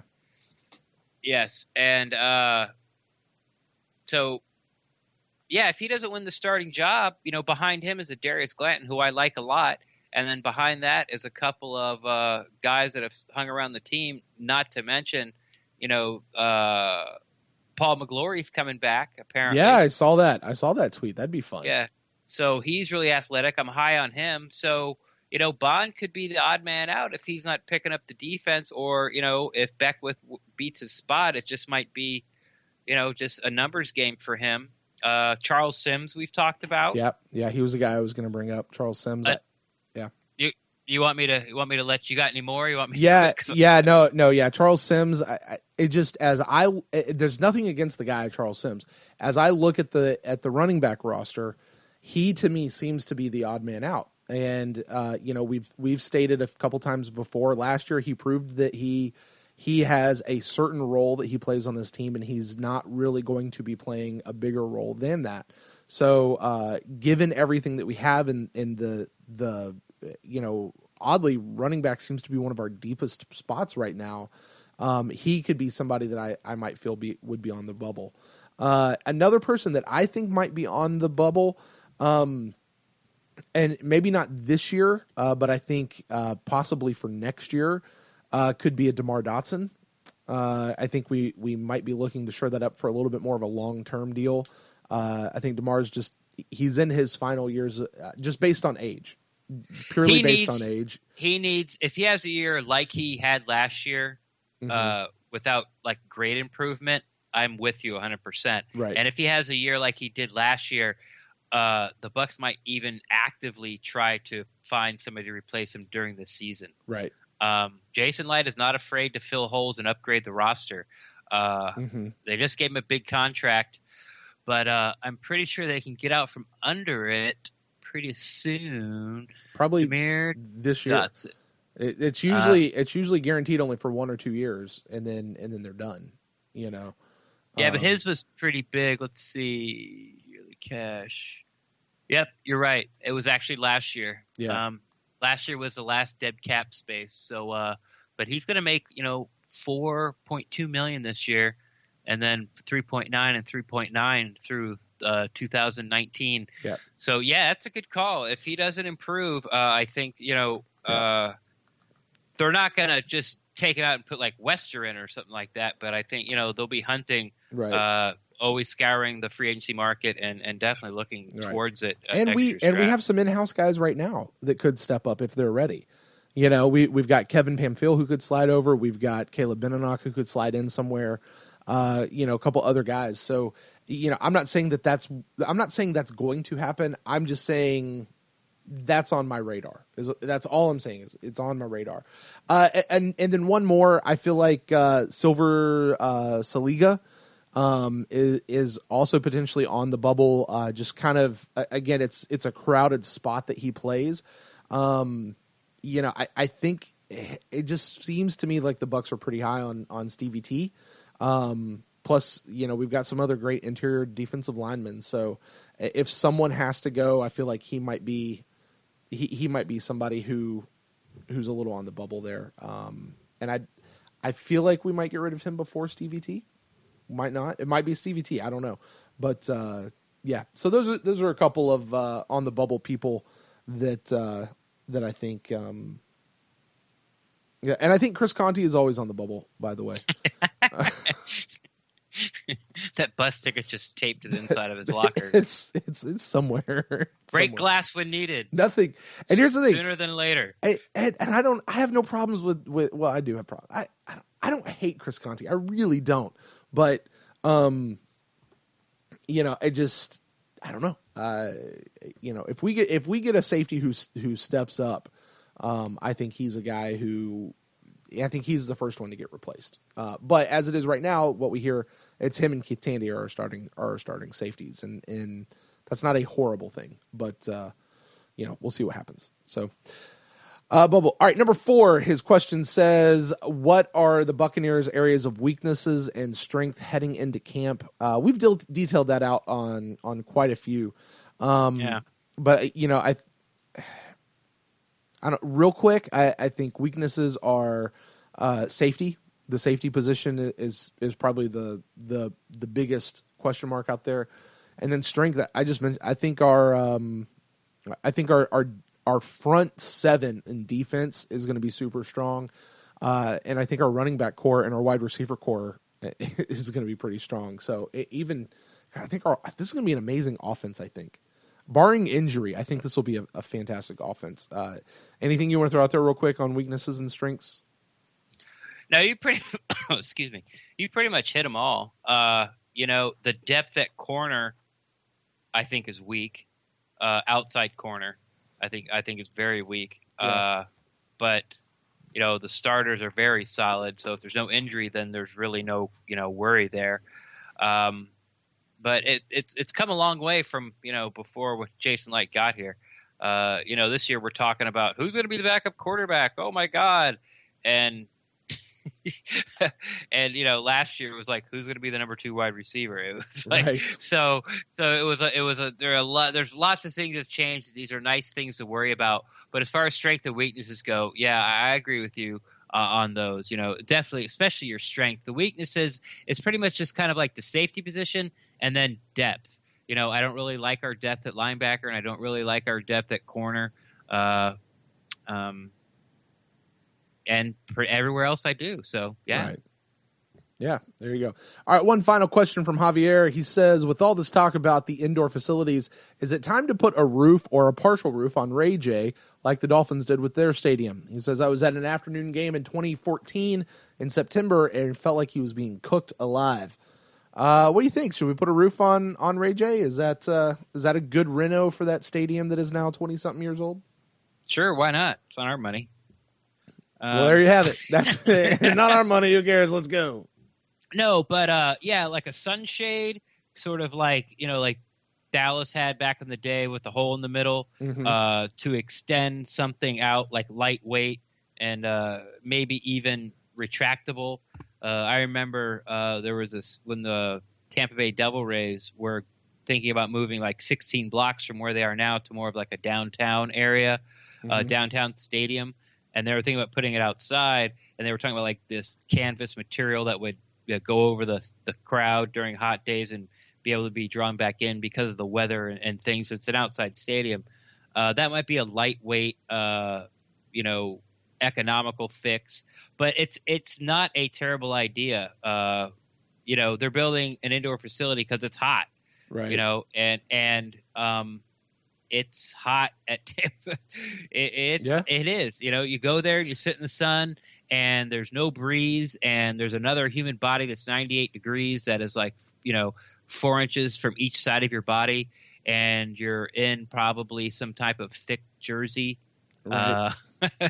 You got your head covered, and it's trapping all the heat. It's hot. Right. So yeah, I mean, once again, it's not my money. Go for it. Right. Yeah, and I remember a game being there once in December or January sometime, and man, I had layers on, and I was way up in the 300 section, and it was cold. But I don't know that a shade is going to help us with that. Yeah, I outside of saying put a roof or a partial roof on it because it's not our money, sure, I'm for it. With all these upgrades they're doing to increase the fan experience, it's not a bad one. It's not a bad idea. Go ahead. I was going to say, I just don't know that's something on this is where the business side of me comes into play. I don't know if that's something you want to do on a 20-year-old stadium, because at some point we're going to push over Ray J and build a new stadium. Right? It but probably there's another phase coming. Yeah, I'm all for it. Like you said, it's not our money. I don't care. It might be one of the phases. It might already be in play because there's another phase. They're doing phase 1, phase 2 of these renovations. Last year it was the scoreboard and the sound, which people say makes it look like a brand new stadium almost. Right.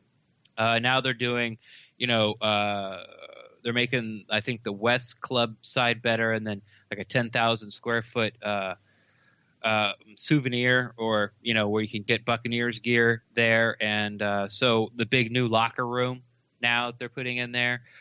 So who knows? Maybe the next phase is some type of shade for the fans. But that'd be fun. That'd be fun. All right, moving on. We got another email. Bet you can't guess who this email is from, Ren. I'm telling. Remember last time you said this? You said we should probably have some kind of like little promo or whatever when Chef comes on. Music, his own theme song. Yeah, well, we should find the clip of like when Chef from South Park goes, "Hey kids," and they all go, "Hey Chef," at the same time. We should just drop that in every time we read or say something about Chef. I think we should drop that. I think he's earned it. We should do that. I probably will not do that until we can do it live because I'm not adding another step in editing for this show. But okay, from Chef Aaron Rutherford, one big fan of the show, big friend here of the show, says, "Hey there, Brent and Ren. Great appearance on the Chicago Bears podcast." So he's already listened to that. So thanks for that, Aaron. Says, "Can't wait for Talking Knox." He's asked us the question, how concerned are you about the running back group? Says, "I'm very concerned with Doug's suspension, and we don't know which Doug we're going to see. I like Jacquizz Rodgers, but he's an average running back that lacks several things and is more of a third down power back. Charles Sims is a wide receiver masquerading as a running back. Peyton Barber has no starting experience with very little snaps, and McNichols hasn't even practiced due to injury. I feel we've addressed the running backs in the same way we addressed the wide receivers those last 2 years. With so many exceptions or expectations for this year, we can't rely on potential and need to find someone with starter experience because none of these RBs except for Barber have more than one season without injury problems." Sent from my iPhone. So basically he was saying he's looking for a veteran backup because of all the injuries? I think he's looking for a veteran starter, actually, to come in. because of with Doug, we're not really sure what we're going to see out of him. Jacquizz is really more of a third down guy. Charles Sims, who knows what's going on with him. Peyton Barber has no starting experience, and McNichols is a rookie who really hasn't even practiced. So he's saying he would like to see a somebody with veteran. But his question is how concerned are you about the running back group? That's the actual question. 0.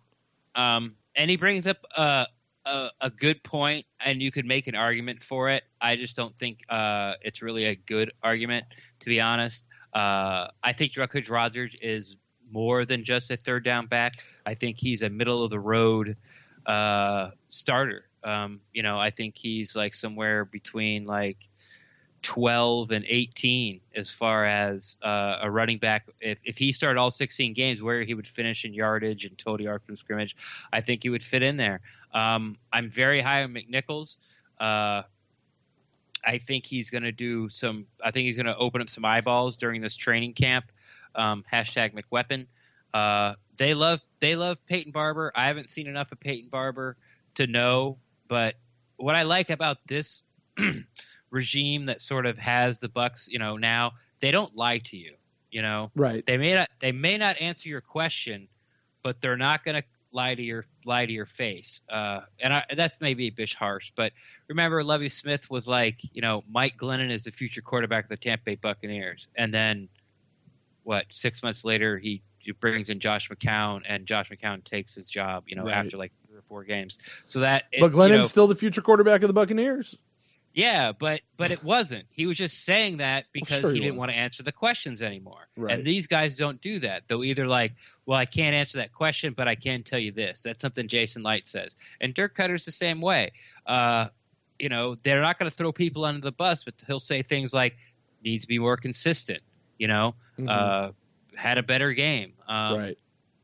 Things like they're not going to tell you one thing and mean another. So I'm betting on that when they're like, we like Peyton Barber. We think he could do some good things. So I'm betting on it. They have enough cachet with me, so I believe them. And Charles Sims is a hell of a third down weapon. Let's face it. He may not be the guy that we're hoping he was, but for the guy that he is, he's really good at what he does. Right. So I have 0 worries about, even if, say, Jacquizz Rodgers blows his knee out in game 1. I think Jeremy McNichols slides right in. We really don't lose that much of a beat.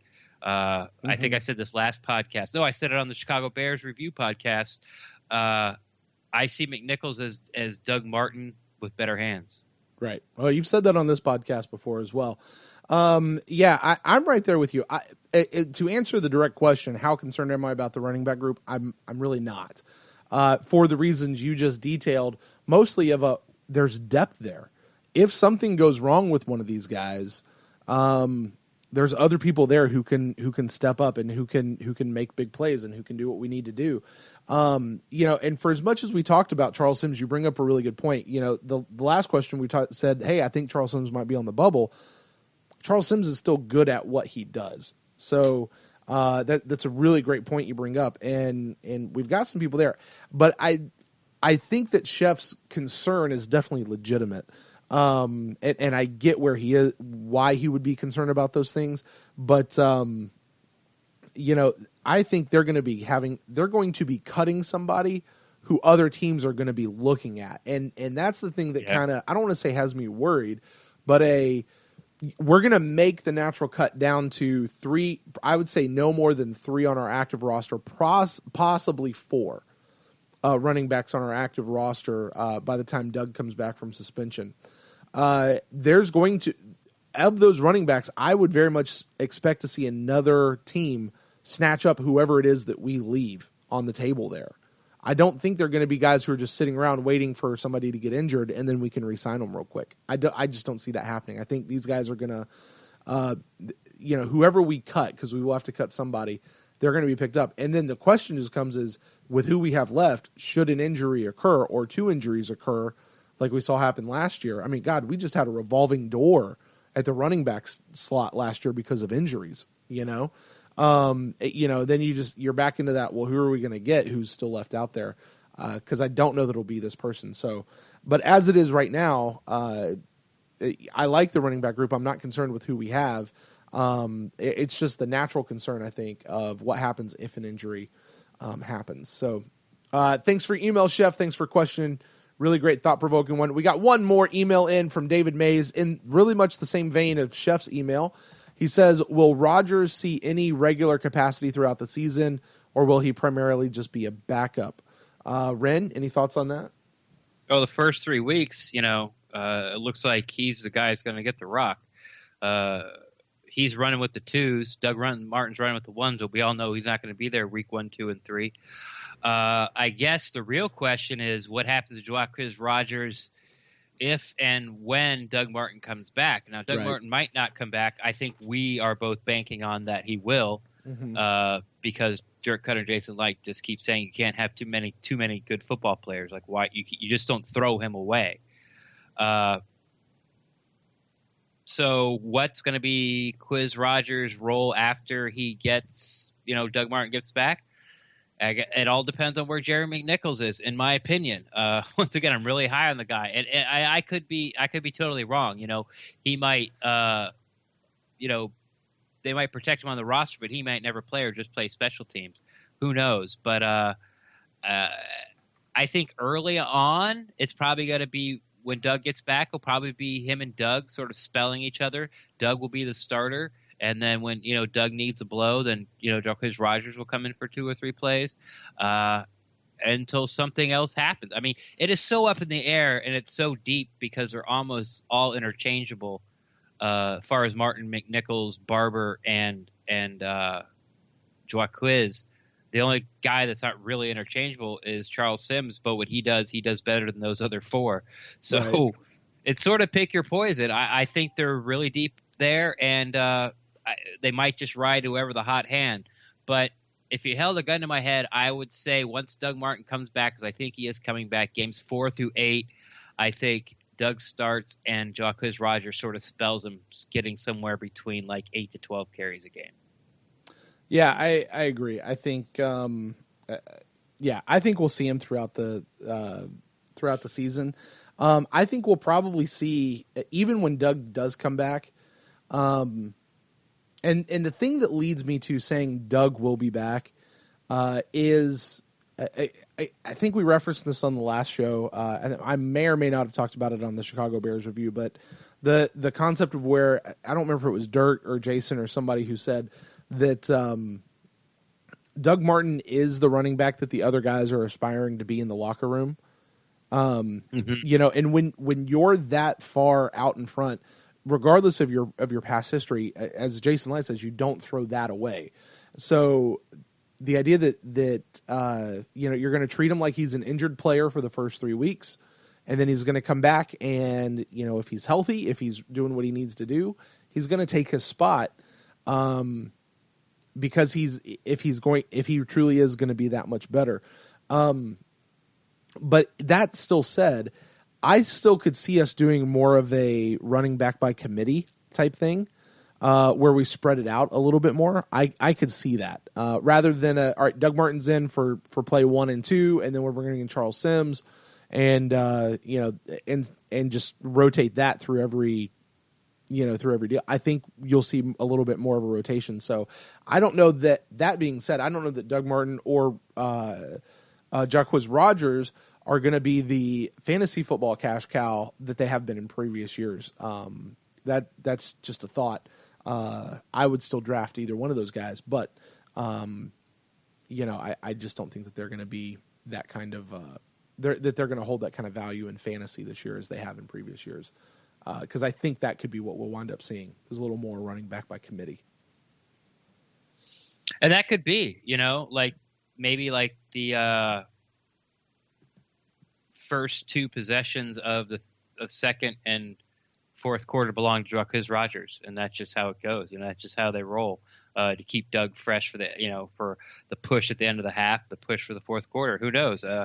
Like I said, they're so interchangeable. Just about any scenario you can think up in your head is going to happen, except Charles Sims is going to run the ball on first and second down. Absolutely. Absolutely. All right, guys. Well, that is going to wrap up this segment as well as this episode. Just as a final reminder, you guys can get in touch with us about anything that we've talked about today at facebook.com/thepewtercast or on Twitter @thepewtercast. Or if you're a little more winded than 140 characters, you can email us to thepewtercast@gmail.com. Ren, as we head out, you got any final thoughts? And why don't you let us know where the fine people out there can find you on the internet? Easiest way is to find me on Twitter @RenDax, capital REN _ capital DAXT. Love talking Buccaneers football. I'll talk about them with you. You want to talk about what we discussed during the show, either the top 3 or the main segment? I'm all ears. I think this one's going to spark some debate, and I think if I don't hear from anybody from Twitter, I think we're going to get a lot of emails next week. Possibly my dream, which I talked about last episode, we might have so many, we might just have to cut a separate episode of just listener interaction. So I'm stoked, and I'll see you guys in Twitterverse. Yeah, it should be a lot of fun. And hey, if we get enough, we'll do that. So send those emails. Who do you think should be the top 10? What order specifically should they be in? And what would you like to see happen in that training facility? Also, send any other comments or questions to us, thepewtercast@gmail.com. If you want to get a hold of me personally, I am Brent Allen. You can get a hold of me on Twitter @BrentAllenLive or on Facebook.com/BrentAllenLive. Well, guys, that's going to do it for us this week. Until next time, Bucs fans, go Bucs.